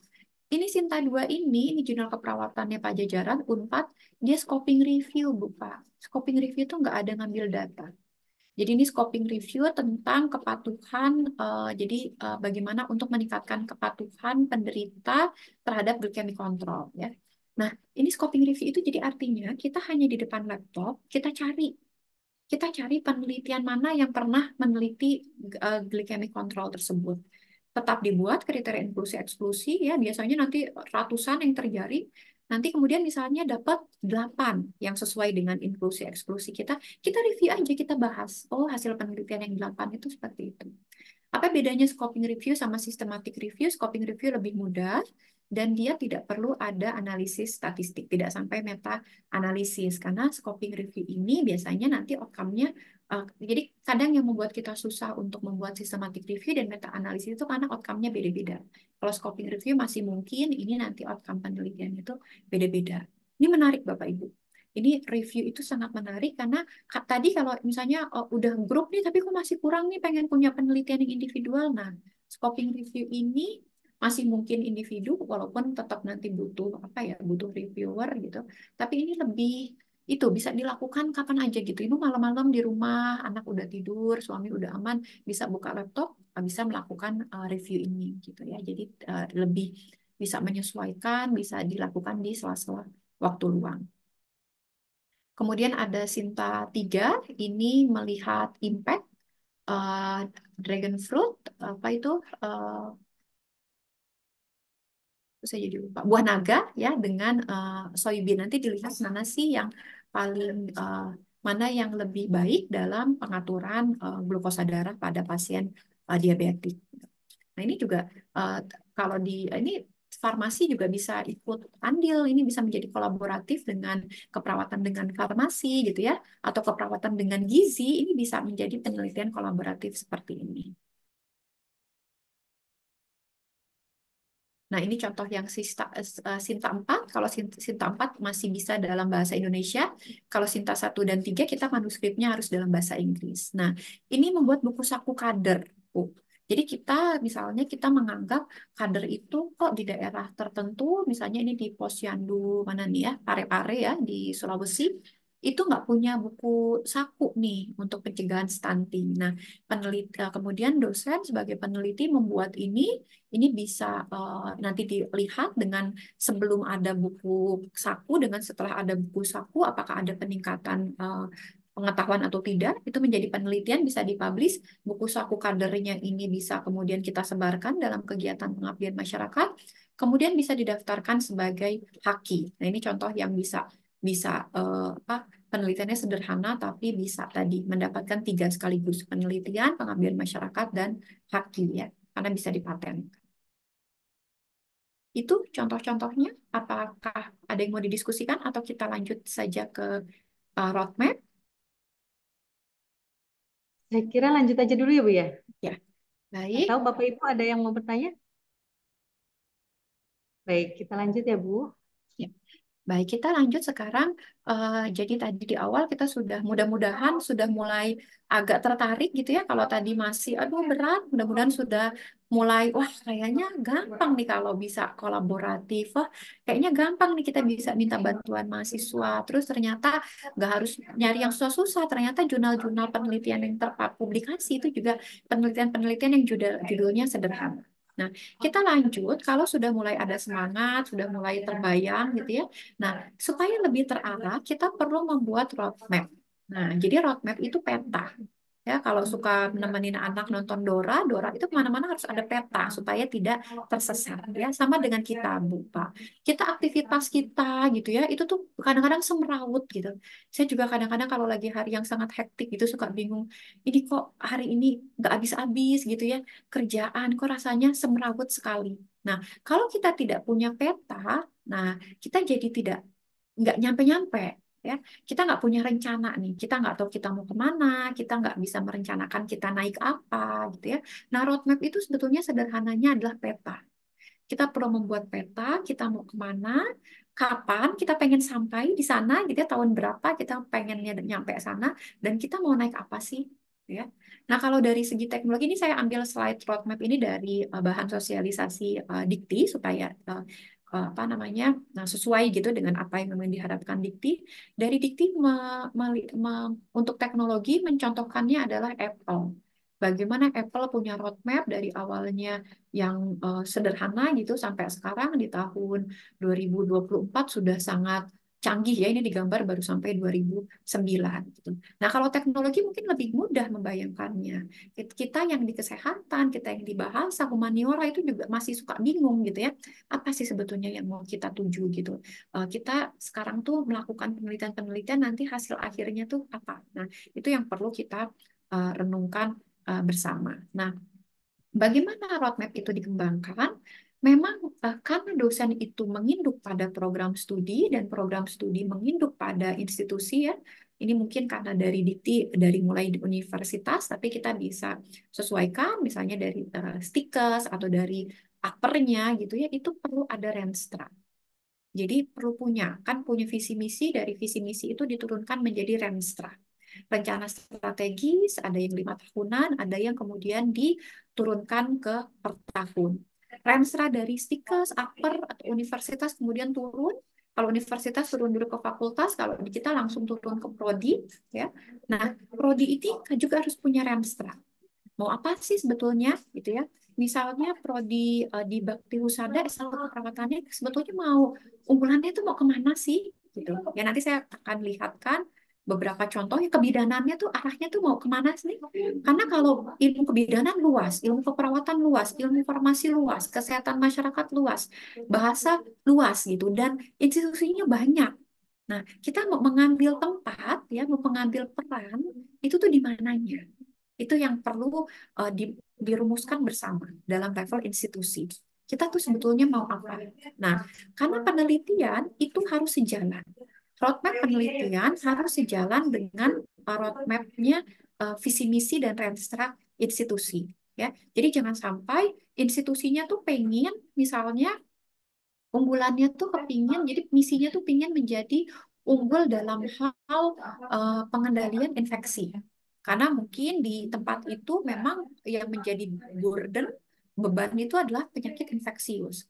Tapi dosennya ini nelitinya jauh dari itu gitu. Dosennya malah tertariknya hal-hal yang lain. Nah, itu jadi nggak nyambung ya. Jadi perlu ada kesinambungan antara apa yang diinginkan diharapkan oleh institusi diturunkan ke level prodi, kemudian nanti diturunkan juga ke level dosen sebagai individu. Jadi ini harus, makanya ada gambar ini dari Renstra nanti menjadi roadmap penelitian. Jadi nanti di level institusi juga ada roadmap penelitiannya. Nanti kemudian turun ke level prodi dan baru turun lagi ke level individu. Nah, soalnya kalau kita tidak mulai dari roadmap institusi, kemudian dosen sekarang diminta membuat roadmap masing-masing, nanti nggak ada benang merahnya. Nah, padahal ini yang sering sekali dikejar gitu saat akreditasi, bagaimana sih institusi memiliki upaya untuk visi misi itu ada di setiap lini kegiatan. Dan penelitian dan pengabdian masyarakat kan kalau kita lihat 2/3 dari Tridharma. Ya, kita fokusnya seringkali di pendidikan. Pendidikan 1/3. Nah, penelitian dan pengabdian masyarakat ini 2/3. Jadi ini yang harus juga dirumuskan bersama. Kemudian, nah, dokumen roadmap ini kalau sudah ada, Bapak dan Ibu, jangan perlakukan hanya sebagai dokumen. Tapi dokumen ini harus sebagai bentuk komitmen dan share value. Jadi makanya perlu ada apa ya Bu ya, mungkin kalau sudah ada, sekarang sudah ada roadmap-nya, mungkin perlu diyakinkan bahwa semua dosen itu paham, memahami, menghayati gitu. Karena nanti kalau sudah memahami dan menghayati, bisa nyambung dengan apa yang akan dikerjakan. Kalau misalnya belum ada atau sudah ada tapi mau diperbaiki, ya dari mulai perumusannya kita kayaknya perlu duduk bersama. Supaya semua itu tahu bahwa ini tuh komitmen. Komitmen institusi, share value-nya institusi. Jadi bukan sekedar, oh dokumennya ada. Tapi akhirnya tidak dikerjakan karena tidak dihayati gitu oleh seluruh dosen yang ada di institusi. Nah, karena ini adalah komitmen dan share value, ini yang harus dijaga gitu. Kuncinya adalah perlu fokus, integritas, dan kesediaan berbagi dengan pihak lain. Nah ini kolaborasi. Jadi memang kolaborasi. Kolaborasi di dalam institusi itu harus kuat, kemudian kita nanti bisa melakukan juga kolaborasi dengan institusi lain. Ini tadi roadmap-nya harus punya yang institusi, nanti yang mengawal kalau roadmap penelitian institusi siapa? LPPM. Atau kalau Ibu mau punya pusat studi boleh, tapi kalau kita level stikes mungkin kita LPPM aja Bu. LPPM nanti kalau nanti di bawah LPPM mau membentuk tadi di Prodi, terintegrasi dengan working group yang terintegrasi dengan mata kuliah boleh, tapi kayaknya kalau level stikes belum perlu kita punya pusat studi yang di level institusi. Kita cukup oleh LPPM, berbeda dengan universitas yang sekarang sudah punya banyak sekali di bawahnya pusat studi sendiri. Kemudian nanti untuk fakultas diturunkan ke prodi. Nah, individu gimana sih kita bisa, kan kalau institusi nanti yang menjaga LPPM nih. LPPM yang harus jadi kita bisa tahu roadmap institusi itu terlaksana atau tidak dari kinerja yang dilaporkan oleh LPPM. Kita bisa tahu roadmap penelitiannya fakultas terlaksana atau tidak dari prodi. Nah, kalau kita mau tahu yang prodi dari mana? Dari dosen-dosennya, individu. Apa yang bisa membuktikan individu ini melakukan roadmap penelitian dilihat dari riset-risetnya. Nah, jadi memang bukti yang paling kuat adalah kita ditunjukkan bahwa inilah risetnya. Ya. Ini di penerapan dari roadmap. Jadi perlu untuk beberapa hal yang perlu dikaji saat melakukan roadmap. Ini roadmapnya roadmap institusi adalah visi misinya. Ya, jadi semua institusi pasti punya visi misi. Nah, ini yang harus visi misi ini terbawa dalam roadmap penelitian. Kemudian saya naik dulu ke atas, kita lihat juga sekeliling kita. Sebetulnya apa sih yang dibutuhkan oleh pasar? Apa sih yang dibutuhkan oleh stakeholder? Ya, kalau kita hanya visi misi saja tapi tidak melihat ini yang sering disebut bahwa sekarang itu lembaga pendidikan seperti menara gading, karena hanya memikirkan mengejar visi misi yang sebetulnya visi misi itu ternyata tidak bisa menjawab kebutuhan masyarakat. Nah, ini yang harus diperhatikan. Jadi kita lihat visi misi, tapi kita juga lihat kebutuhannya sebetulnya seperti apa, ya. Kemudian teknologi yang diperlukan, ini penelitian dan pengembangannya kita mau teknologinya seperti itu, tapi tahap-tahapnya seperti apa, sumber dayanya, ya, sumber daya manusia. Jadi kita juga nggak mungkin misalnya, oh kita sekarang mau menginduk ke UI, keperawatan UI gitu ya. Nah, belum tentu apa yang berhasil di UI bisa kita lakukan gitu, karena banyak sekali sumber daya yang berbeda. Dari segi sumber daya manusia, dosen yang di sana banyak, di Stikes tidak sebanyak itu. Anggaran, ya, PTN anggarannya tinggi sekali, kita tidak punya anggaran yang sebesar itu. Jadi kita perlu memperhatikan apa yang kita harapkan itu, roadmap itu dengan ketersediaan sumber daya. Kemudian kita juga sudah harus mulai berpikir bahwa roadmap itu juga harus membunyikan luarannya. Luaran apa sih yang kita harapkan gitu ya. Kita apakah kepingin misalnya ada target publikasi per tahun gitu dan lain-lain yang sifatnya bisa terukur gitu luarannya. Nah, ini saya perlihatkan beberapa contoh. Ini saya yakin juga mungkin sebetulnya sebagian besar dari rekan-rekan yang hadir di sini sudah pernah mendengar gitu ya tentang bagaimana cara membuat roadmap. Jadi sepertinya lebih enak kita melihat contoh-contoh. Ini punyanya Stikes Indramayu. Jadi saya memang lihat, saya tampilkan roadmap yang oleh institusinya dipublish di webnya masing-masing ya. Jadi kita secara legal boleh belajar dari ini karena memang mereka publikasikan. Pertama adalah ini punyanya Stikes Indramayu. Ini tahun 2015 sampai 2025. Kita lihat, jadi sebetulnya dimulai, kalau kita nyusunnya 2019, itu boleh nggak sih kita membunyikan dari 2015? Boleh aja. Karena roadmap itu berisi yang pernah terjadi, yang sedang terjadi dan akan terjadi gitu. Jadi boleh. Kayak ini Indramayu dia memulai 2015 dari analisis SWOT-nya. Ya. Kemudian kita lihat apa sih yang di institusi Stikes Indramayu ini apa sih yang diunggulkan gitu ya. Jadi arah penelitiannya kemana. Nah, ini memang sebetulnya kurang spesifik. Jadi dia Indramayu ini mau melakukan penerapan iptek kebidanan, keperawatan dan kesmas dasar. Nah, tapi dia menspesifikkan wilayahnya. Jadi kalau kita lihat, jadi dari Stikes Indramayu, penyusunan roadmap-nya ini ingin menjawab kebutuhan dari lokasi tempat Stikes itu berada di Pantura, Jawa Barat. Jadi memang tidak detail untuk kebidanannya arahnya kemana, keperawatannya arahnya kemana, ini tidak terlihat detail di roadmap. Cuma yang tonjolkan adalah wilayahnya, ya. Jadi akan di wilayah Pantura, menjawab kebutuhan-kebutuhan di wilayah Pantura. Yang tadinya dasar di 2021 ingin yang lebih inovatif. Kemudian di 2025 harapannya menjadi pusat penelitian dan penerapan ilmu kebidanan, keperawatan dan kesmas di Pantura. Ya. Jadi apakah boleh seperti ini? Kalau menurut saya selama ini bisa menjadi dasar, bisa menjadi acuan gitu ya dalam kita nanti melakukan mapping, perencanaan penelitian nggak apa-apa gitu. Jadi maksudnya idealisme itu kita melihat dari kondisi masing-masing institusi. Nah, ada juga yang seperti ini punya Fakultas Keperawatan Jember, Universitas Jember. Nah, ini udah lebih detail. Jadi mau melihat identifikasi pemetaan dari permasalahannya, kemudian implementasinya, kemudian mereka ingin punya pengembangan model asuhan dan layanan. Nah, apa sih ini keperawatan ini nih? Jadi semua ada di sini ya. Tapi mereka ingin fokus pada model agronursing. Jadi berbasis agronursing ini mungkin karena ini juga ya dari lokasinya ya di Jember itu kan memang banyak sekali dia macam-macam, ada peternakan, ada juga perikanan gitu. Nah, ini. Jadi ingin semua bidang-bidang keperawatan ini nanti mengerucut pada tahun 2024-2025 menjadi model layanan keperawatan yang berbasis agronursing. Apa itu agronursing? Yaitu keperawatan pada bidang pertanian, perkebunan, peternakan, perikanan, dan industri. Ya, modelnya beda dengan yang tadi, tapi dua-duanya terlihat arahnya tuh mau kemana. Kalau Indramayu arahnya adalah menjawab kebutuhan Pantura walaupun tidak terlalu detail.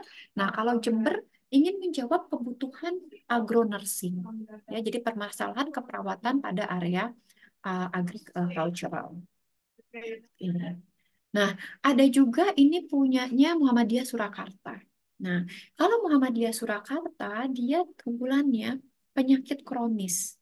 Jadi, ilmu-ilmu ini, penelitian-penelitian yang akan dilakukan, baik itu keperawatan anak, jiwa, maternitas, dan lain-lain, semua mengerucut adalah penelitian pada penyakit kronis. Ya, berarti ini sepertinya unggulan dari program studi keperawatan di universitas tersebut adalah mungkin asuhan keperawatan pada penyakit kronis.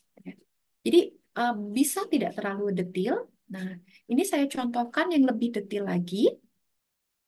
Yang lebih detail lagi ini punyanya kelompok kajian herbal. Nah, ini mungkin tadi mirip ya dengan pertanyaan dari Pak Nurmat. Ini punyanya pusat kelompok kajian herbal medicine. Universitasnya mana ya? Saya nggak lupa. Nah, ini lebih detail sampai ke menelitinya itu mau tentang apa. Nah, ini bisa kita contohkan untuk yang penelitian dosen individu juga seperti ini, Bu. Kita bisa lebih detail. Nah, tinggal kita kalau di sini dia itu kan tertarik sekali untuk pengembangan eh, ekstrak ya.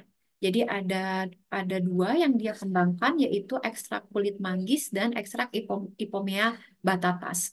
Jadi roadmapnya ini dari mulai awalnya harus seperti apa gitu ya.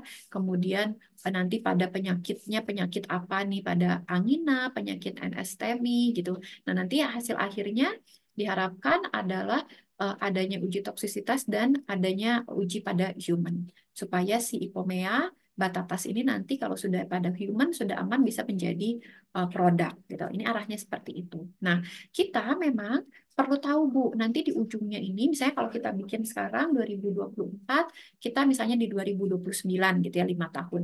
Di 2009 Ibu itu Bapak itu kepinginnya apa?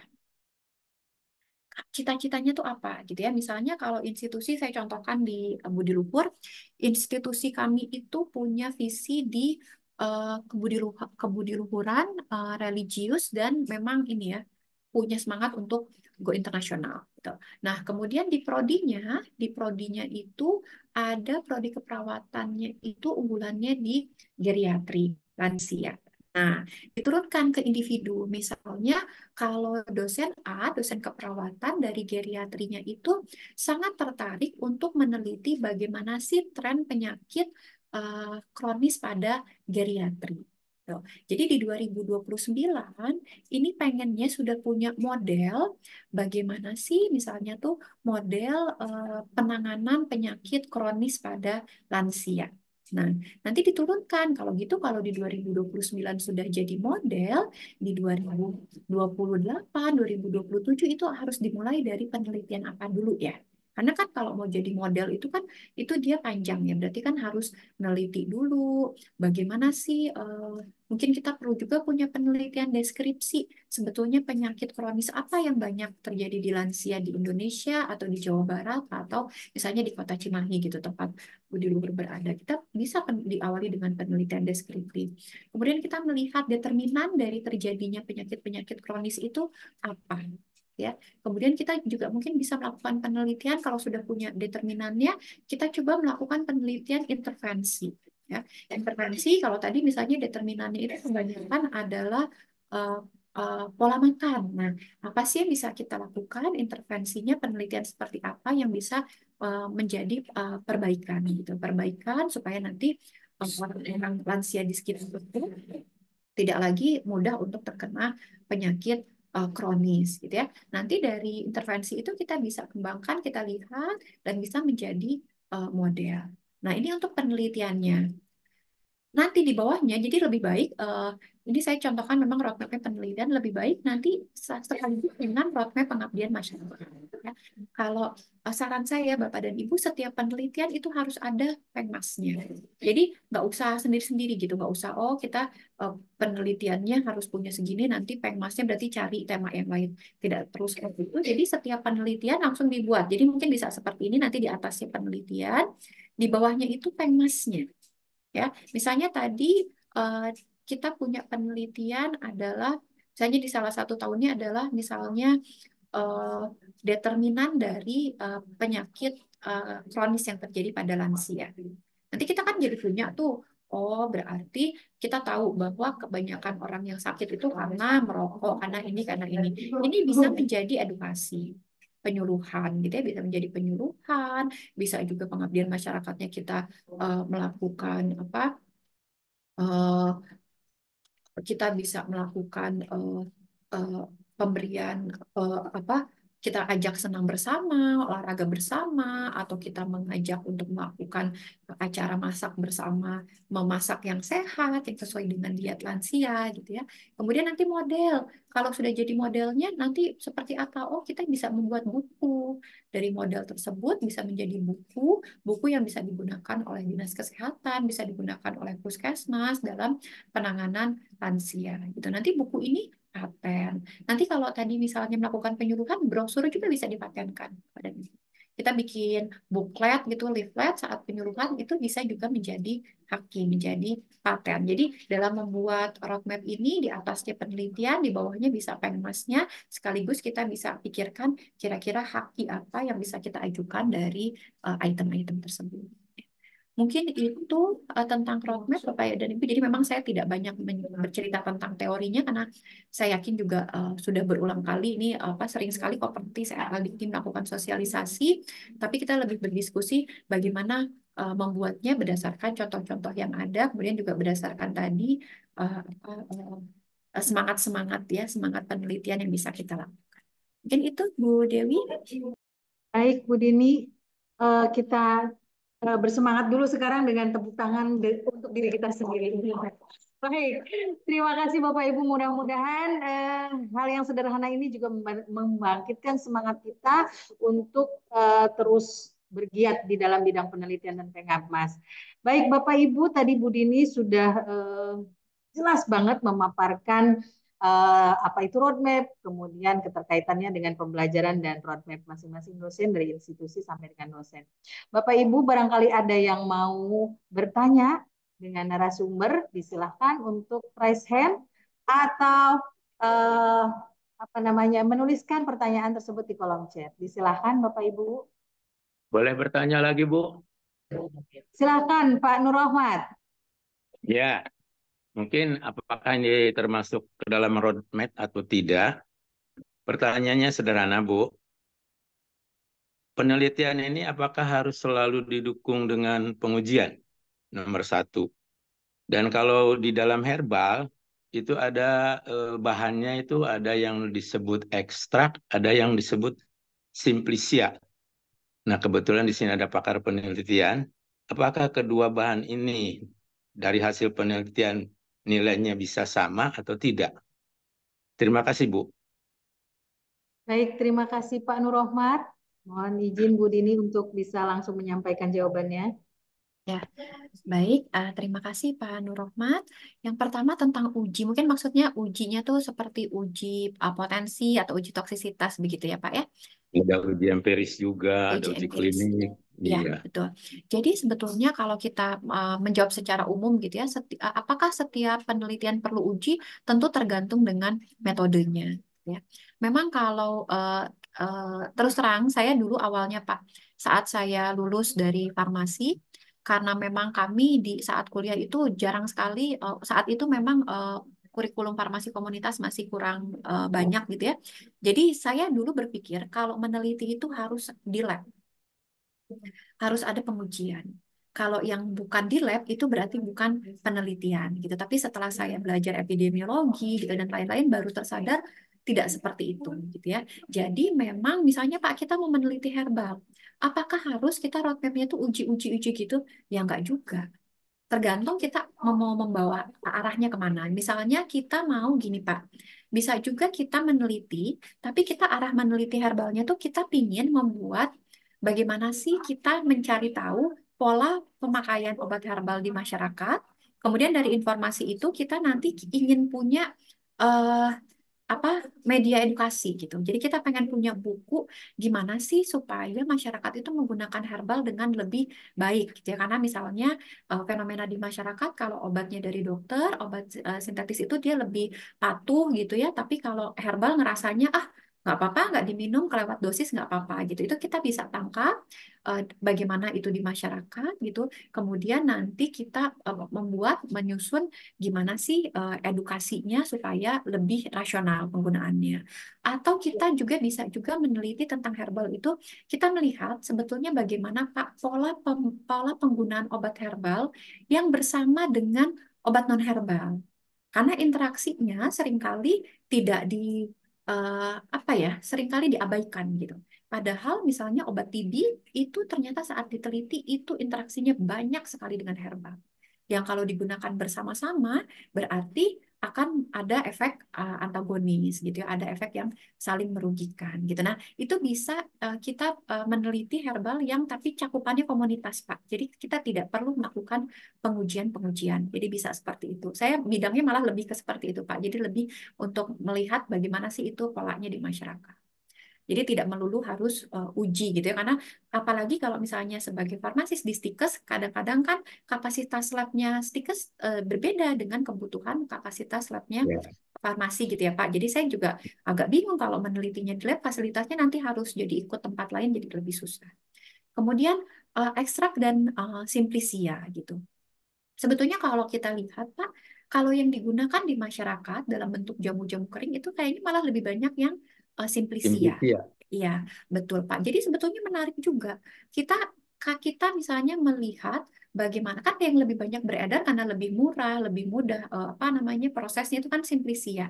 Nah, kita sebetulnya secara ilmu tahu kalau yang ekstrak itu mestinya lebih kuat dong, lebih poten gitu karena Iya, dia kan udah lebih diambil. poten. Tapi di masyarakat dia dipakai simplisia. Jadi justru menarik kita untuk meneliti gimana ya kalau simplisia itu digunakan, efeknya itu sebetulnya setinggi apa dengan dosis yang diberikan, yang dikonsumsi masyarakat selama ini. Begitu Pak. Jadi kalau menurut saya, baik simplisia maupun ekstrak itu sama-sama menarik untuk diteliti. Jadi kita tidak perlu membatasi bahwa oh harus ekstrak dong yang diteliti, tidak, karena realitanya di masyarakat justru simplisia yang lebih banyak digunakan, mungkin karena faktor ini juga ya Pak, kemudahan dan faktor ekonomi gitu, jadi lebih murah kalau cuma produsen itu membuatnya dalam bentuk simplisia.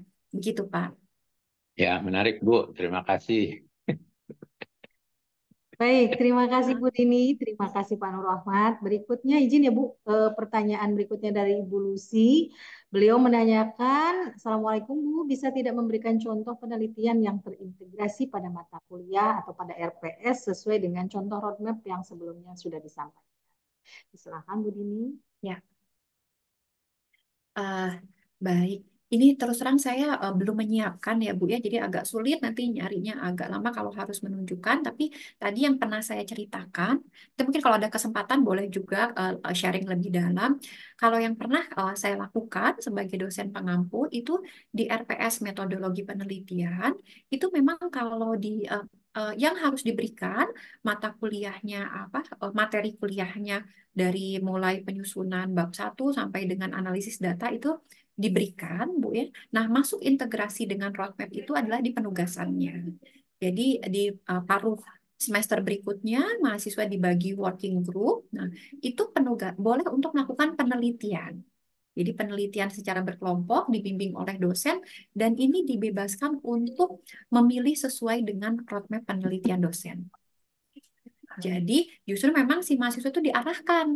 Mahasiswa sebetulnya lebih senang Bu kalau seperti itu karena mereka itu agak sulit menentukan topik. Ya, menentukan topik itu sulit, jadi memang terus terang diarahkan oleh dosen itu untuk memilih penelitian yang sesuai dengan roadmap penelitian. Nah, roadmap penelitian di kami semua dosen sudah punya, ini sudah sesuai dengan roadmapnya apa namanya prodi dan institusi. Tapi mohon maaf karena kami kemarin ada setelah acara itu ada perbaikan-perbaikan, jadi saya belum bisa memberikan contoh yang sudah ini ya, yang sudah diperbaiki gitu. Seperti itu. Jadi di RPS itu mungkin tidak harus berbunyi secara detail gitu, tapi bisa diatasi apa? Diatasinya tuh seperti tadi di apa? Dirancangnya seperti tadi di Metopen bahwa ada Setelah mata kuliah teori, ada mata kuliah penugasan dan praktek untuk melakukan penelitian sesuai dengan roadmap dosen. Kemudian di Promkes, setelah belajar tentang teori-teori Promkes, bagaimana melakukan Promkes, mahasiswa dibagi kelompok sama bagi dosen pembimbingnya diminta untuk melakukan pengabdian masyarakat yang sesuai dengan roadmap. Seperti itu Bu Lucy. Mudah-mudahan bisa menjawab. Bu izin, kalau begitu misalnya kita memberikan tugas kepada mahasiswa untuk telaah jurnal, kemudian jurnalnya itu kita tentukan. Apakah itu juga masuk dalam integrasi pada proses pembelajaran, kemudian harus ditaruh di RPS begitu Bu? Kalau hal yang seperti itu. Kalau telaah jurnal, kalau satu jurnal kan kita bisa bilang critical appraisal ya Bu Dewi ya.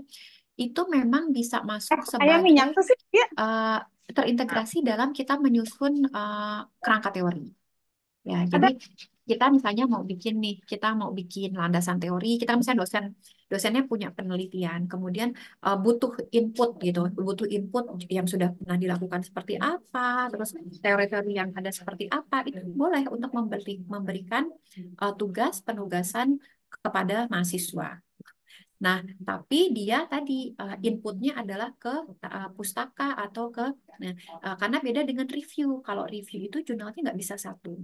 Sebenarnya review juga Ibu bisa bagi-bagi tugas menjadi bisa masuk ke dalam mata kuliah Bu. Misalnya gini ya, Ibu misalnya mau melakukan scoping review. Scoping review itu Ibu mau meneliti, Ibu ininya apa Bu? Interestnya di bidang apa?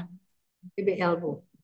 Bayi baru lahir ya. Misalnya ibu mau meneliti, ibu tuh ingin tahu sebetulnya penelitian yang pernah terjadi menghubungkan kejadian bayi baru lahir dengan ibunya saat hamil merokok itu tuh seperti apa. Ibu udah bikin nih, ibu mau kriteria inklusinya, mau lihat penelitian tahun segini, kemudian penelitiannya ibu maunya terserah, mau observasional, mau uji klinis, terserah gitu ya ibu ini. Nah itu kan ibu dapat, ibu searching di PubMed, di Google Scholar, ibu searching, ibu dapat misalnya 10 penelitian. Selanjutnya kan ibu perlu mereview. Nah ibu mereview ini kan juga butuh energi waktu, ibu bisa jadikan itu penugasan. Tapi mata kuliahnya harus sesuai gitu. Misalnya memang mata kuliahnya sesuai kan nggak apa-apa. Anak-anak mahasiswa tuh justru sekarang itu Bu lebih baik kita berikan tugas review jurnal daripada baca buku. Karena review jurnal itu mereka malah lebih apa ya? Mereka lebih melakukan terus kan terkini gitu ya. Kalau jurnal kan itu kita bisa yang terkini. Kalau suruh baca buku teori gitu udah mulai susah nih Gen Z sekarang. Bisa seperti itu Bu. Jadi Ibu bisa melakukan review dibantu oleh mahasiswa. Itu juga nggak masalah. Nanti kalau Ibu merasa kalau gitu Bu nanti di review saya mau tulisin kalau saya dibantu oleh ini ya nggak apa-apa. Toh dalam publikasi tidak pernah ada Bu jurnal yang menuntut artikel itu harus ditulis oleh satu orang, tidak pernah ada. Malah ada yang sampai 20 orang gitu yang nulis, nggak masalah. Begitu mungkin Bu Dewi. Baik, terima kasih Bu Dini. Pertanyaan berikutnya dari Pak Wawan Setiawan dari STBA JIA yang menanyakan adakah strategi dalam penyusunan peta jalan individu untuk dosen agar konsisten sampai tahap akhir Ibu? Bagaimana jika peta jalan tersebut berubah di tengah jalan saat pelaksanaan? Bagaimana itu Bu Dini? Barangkali bisa di-sharing. Baik, sebetulnya di sini ada dua isu gitu ya Pak ya. Pertama, si dosennya tuh mau nggak sih ngerjain? Ya, kadang-kadang kita udah minta semua dosen membuat roadmap, belum tentu diimplementasikan. Nah, kalau untuk menjamin bahwa memang dosen ini produktif nih sesuai dengan roadmapnya, ini perlu ada campur tangan dari manajemen memang. Apakah itu LPPM nanti yang harus melakukan evaluasi setiap semester, apa prodinya juga gitu ya, apa nanti ada sistem reward and punishment, jadi Bu Ketua Stikes memberikan atau nanti Ketua STBA memberikan reward bagi dosen yang sangat produktif, yang paling produktif gitu ya, memberikan juga sanksi kepada dosen-dosen yang tidak produktif. Walaupun sekarang sebetulnya juga dengan BKD dan lain-lain ini lebih terkawal gitu, tapi memang biasanya lebih semangat ya kalau ada lagi sistem reward dari institusi masing-masing. Nah, itu isu yang pertama tuh gitu. Jadi dilakukan atau enggak. Nah, isu yang kedua ini, Pak Wawan misalnya ingin melakukan, tapi kok di tengah-tengah ada ide baru. Nah, kalau saran saya Pak, memang roadmap-nya tuh kita nggak usah bikin terlalu detail. Karena sebetulnya kan apa ya, masalah kemudian eh, itu kan berkembang terus ya. Jadi bisa jadi kita di 2025 itu ternyata menemukan sesuatu yang juga menarik gitu, bisa diinput menjadi roadmap kita gitu ya. Jadi itu bisa terjadi kalau kita tidak terlalu detail. Kalau tadi yang contoh ini kan dia detail sekali gitu ya, dia sudah ekstra kulit manggis. Gimana kalau tahun depannya sebetulnya dia di penelitian kedua sudah tahu kulit manggis itu tidak efektif, dia mau ganti kulit mangga gitu kan, susah kalau tertulisnya udah sangat detail. Tapi bisa kita atasi dengan misalnya kita memang pengembangan potensi herbal. Herbal kan bisa apa aja. Kita mau ganti, kita juga nggak apa-apa. Gitu. Ya. Itu jadi bisa kita buat lebih umum, Pak, supaya kalau kita mau ganti gitu ya, gantinya tuh bukan misalnya dari tadinya mau, gantinya juga nggak bisa terlalu ekstrim gitu ya. Misalnya, oh saya tadinya mau penelitiannya bahasa Inggris jadi bahasa Jepang gitu kan, kayaknya juga nggak mungkin kayak gitu, gitu, Pak. Tapi kalau kita mau melakukan modifikasi-modifikasi itu boleh. Karena memang jangan kaku. Jadi jangan gini, karena roadmap kita gitu, tapi sekarang udah jadi tidak visible gitu dilakukan, jadi malah nggak meneliti. Jangan seperti itu. Jadi tidak apa-apa melakukan modifikasi terhadap roadmap. Nah itu bisa saja kita misalnya melakukan revisi bisa, tapi dari awal kita bisa mengantisipasi dengan tidak terlalu detail gitu dalam menuliskan roadmap ini. Jadi masih membuka celah jika ada perubahan sedikit-sedikit dari apa yang sudah kita rencanakan. Begitu Pak Wawan. Baik, terima kasih Bu Dini, terima kasih Pak Wawan atas pertanyaannya dan atensinya tentu saja. Bapak Ibu ada hal yang masih bisa kita diskusikan? Saya kira kita masih punya waktu kurang lebih 10 menit.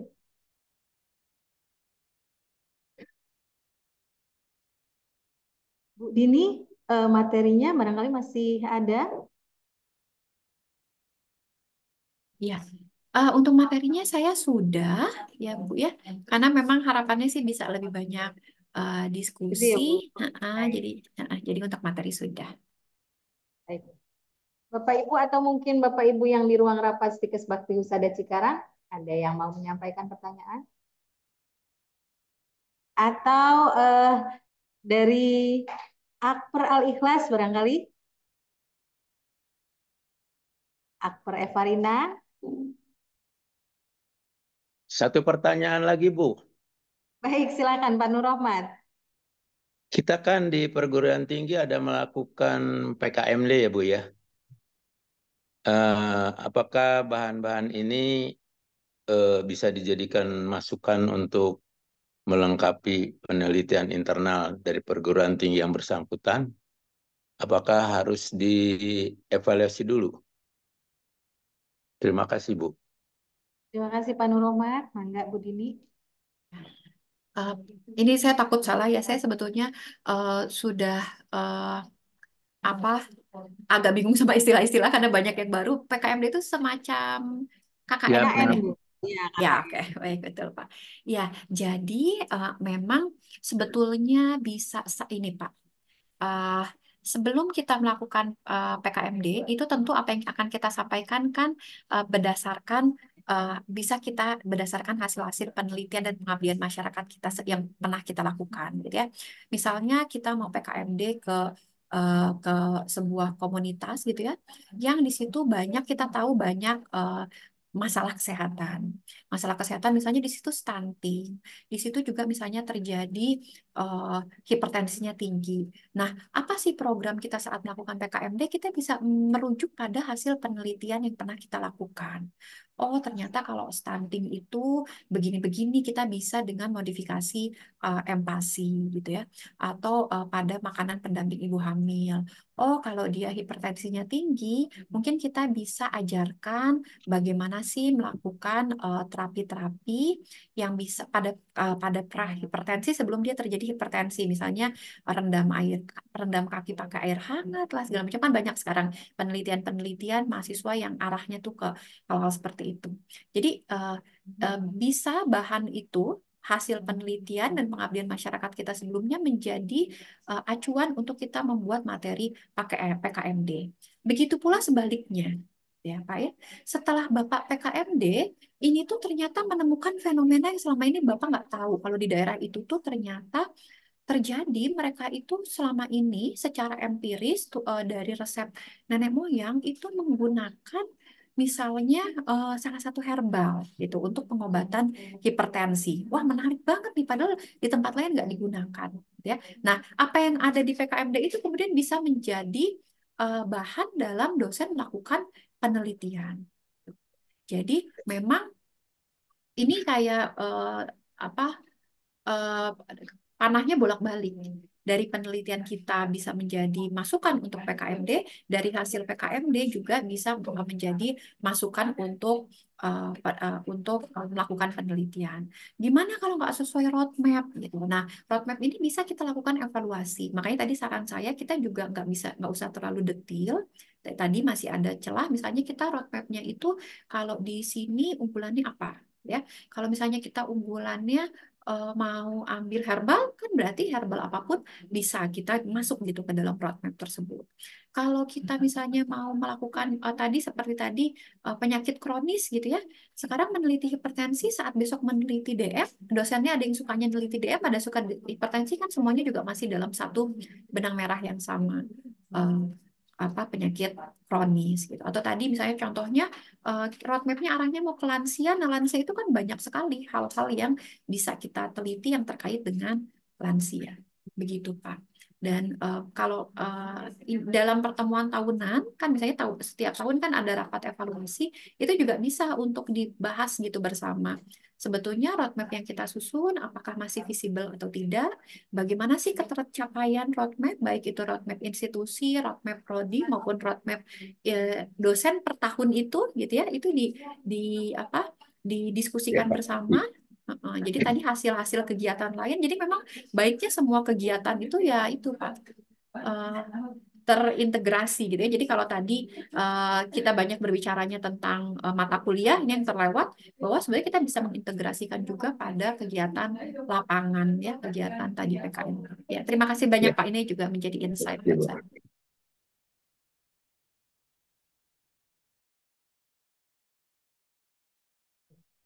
Baik, demikian serunya diskusi kita ya. Mudah-mudahan ini membangkitkan semangat untuk kita terus berkarya melalui hasil-hasil penelitian dan hasil-hasil pengabdian kita kepada masyarakat dan tentunya bisa diintegrasikan dalam proses pembelajaran. Bapak Ibu, eh, barangkali untuk terakhir saya tawarkan apakah ada hal yang mau didiskusikan kembali? Baik, kalau tidak ada, izin saya menyampaikan kesimpulan diskusi kita hari ini bahwa penelitian barangkali sudah kita pahami sebagai sesuatu yang barangkali sudah eh, wajib begitu ya kita lakukan, tetapi memang kadang-kadang kita menemukan kendalanya bahwa selain alasan-alasan tadi mungkin yang sebetulnya sudah terpersepsikan sendiri oleh kita ya barangkali pada kenyataannya sesungguhnya tidak seperti itu, bahwa ada hal-hal yang kita khawatirkan di awal tentang keribetan proses penelitian, kemudian pengambilan data dan analisis yang barangkali kita sudah ekspektasinya sudah luar biasa begitu ya, padahal dengan metode-metode sederhana kita bisa punya kesempatan untuk menembus Scopus barangkali. Kemudian penelitian dengan pengabdian masyarakat sebaiknya roadmap tidak terlalu detail kita buat sehingga memungkinkan kita bisa mengembangkan penelitian ke arah yang tidak spesifik namun masih mencakup dengan wilayah yang sama atau dengan kriteria yang sama. Demikian barangkali Bapak Ibu terima kasih atas perhatiannya. Akper Ali Kelas terima kasih, Akper Ekpariana terima kasih, STB Ajia terima kasih, dan terutama adalah Stikes Bakti Wisata Cikarang terima kasih. Bu Dini terutama, Ibu Hardini Tri Indarti, terima kasih banyak sudah memberikan paparan kita sehingga insya Allah kita semua lebih bersemangat untuk melakukan kewajiban kita melaksanakan Tridharma perguruan tinggi. Baik, saya atas nama moderator dan seluruh panitia barangkali memohon maaf apabila ada hal yang kurang berkenan dan Saya tutup. Billahi taufiq wal hidayah. Wassalamualaikum warahmatullahi wabarakatuh.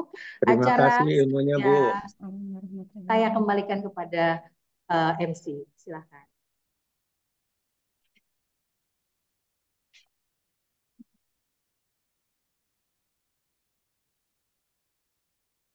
Ya, baik. Terima kasih Bu Dewi. Terima kasih Ibu Dini atas materi yang telah disampaikan. Begitu menarik, begitu seru diskusi kita pada pagi hari ini. Terima kasih juga untuk seluruh peserta seminar yang hari ini yang sangat luar biasa, excited, banyak pertanyaan, sehingga insya Allah kita bisa lebih paham dan bersemangat lagi untuk melakukan penelitian dan juga pengabdian masyarakat dan bisa kita integrasikan ke dalam pembelajaran. Baik, mungkin untuk acara selanjutnya kita berlanjut ke acara selanjutnya yaitu penyerahan sertifikat yang akan disampaikan oleh Ibu Ketua Stikes kita, Ibu Zuriati S. Nurse MK PhD kepada narasumber kita pada pagi hari ini yaitu Ibu Dr. Apoteker Hardinitri Indarti MFit. Dipersilahkan untuk Ibu Yati dan juga Ibu Dini. Ini untuk Ya, terima sertifikat. kasih Bu Ardini.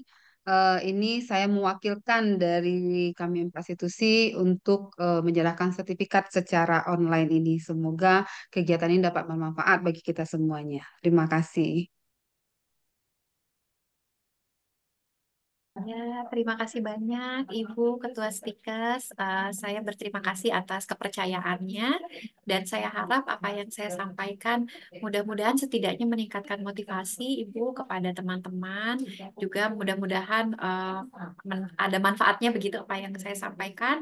Dan saya sangat terbuka jika Bapak dan Ibu dari Stikes Bakti Husada dan teman-teman dari Akper dan STBA ke depannya ingin berdiskusi lebih lanjut gitu, silahkan nanti bisa meminta nomor kontak saya kepada Ibu Mel. Terima kasih banyak Ibu. Ya, salam untuk Ibu Uni. Ya, siap Bu, akan disampaikan. Ya. Baik, terima kasih kepada Ibu Yati dan Ibu Dini. Baik, kita berlanjut ke acara sebelumnya. Acara selanjutnya setelah adalah penutupan, tapi mungkin sebelum penutupan kita ada sesi foto dulu, Ibu, untuk dokumentasi kita pada pagi hari ini. Jadi untuk Bapak Ibu yang masih belum on cam, mungkin silahkan on cam, sehingga kita nanti bisa mendokumentasikan seluruh peserta pada pagi hari ini. Ya, baik. Sudah on cam semua?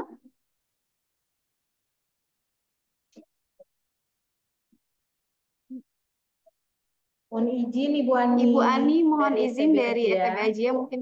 Baik, Terima kasih. sudah lengkap semua untuk screen pertama, silahkan di oke, kita baik, oke, kita ambil fotonya 1, 2.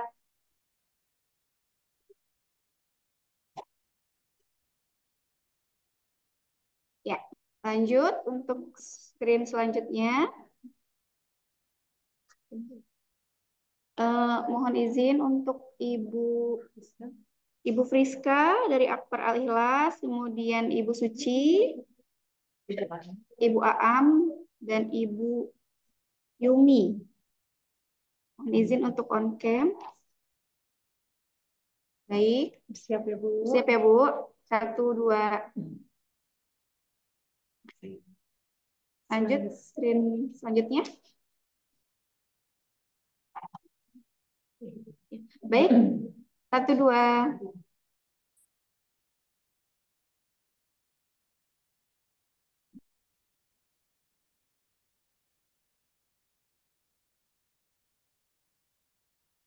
Baik, terima kasih. Oke, terima kasih. Baik, mungkin demikian acara kita pada pagi hari ini terkait seminar integrasi antara penelitian dan Pengmas dalam proses pembelajaran. Sekali lagi kami ucapkan terima kasih banyak kepada narasumber kita pada pagi hari ini, Ibu Dini. Terima kasih atas kesediaannya Ibu, terima kasih atas materi dan ilmu yang telah diberikan kepada kami semua. Insya Allah bermanfaat.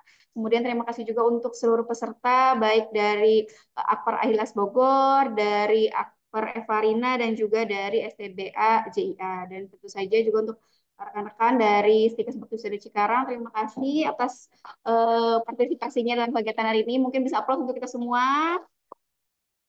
Baik, mungkin saya tutup ya Bu untuk acara seminar hari ini. Saya tutup dengan Assalamualaikum warahmatullahi wabarakatuh. Sampai bertemu di acara lainnya. Waalaikumsalam warahmatullahi wabarakatuh. Waalaikumsalam, matur Terima kasih banyak nuwun. Bapak Ibu semuanya. Tuh. Itu kan teksnya.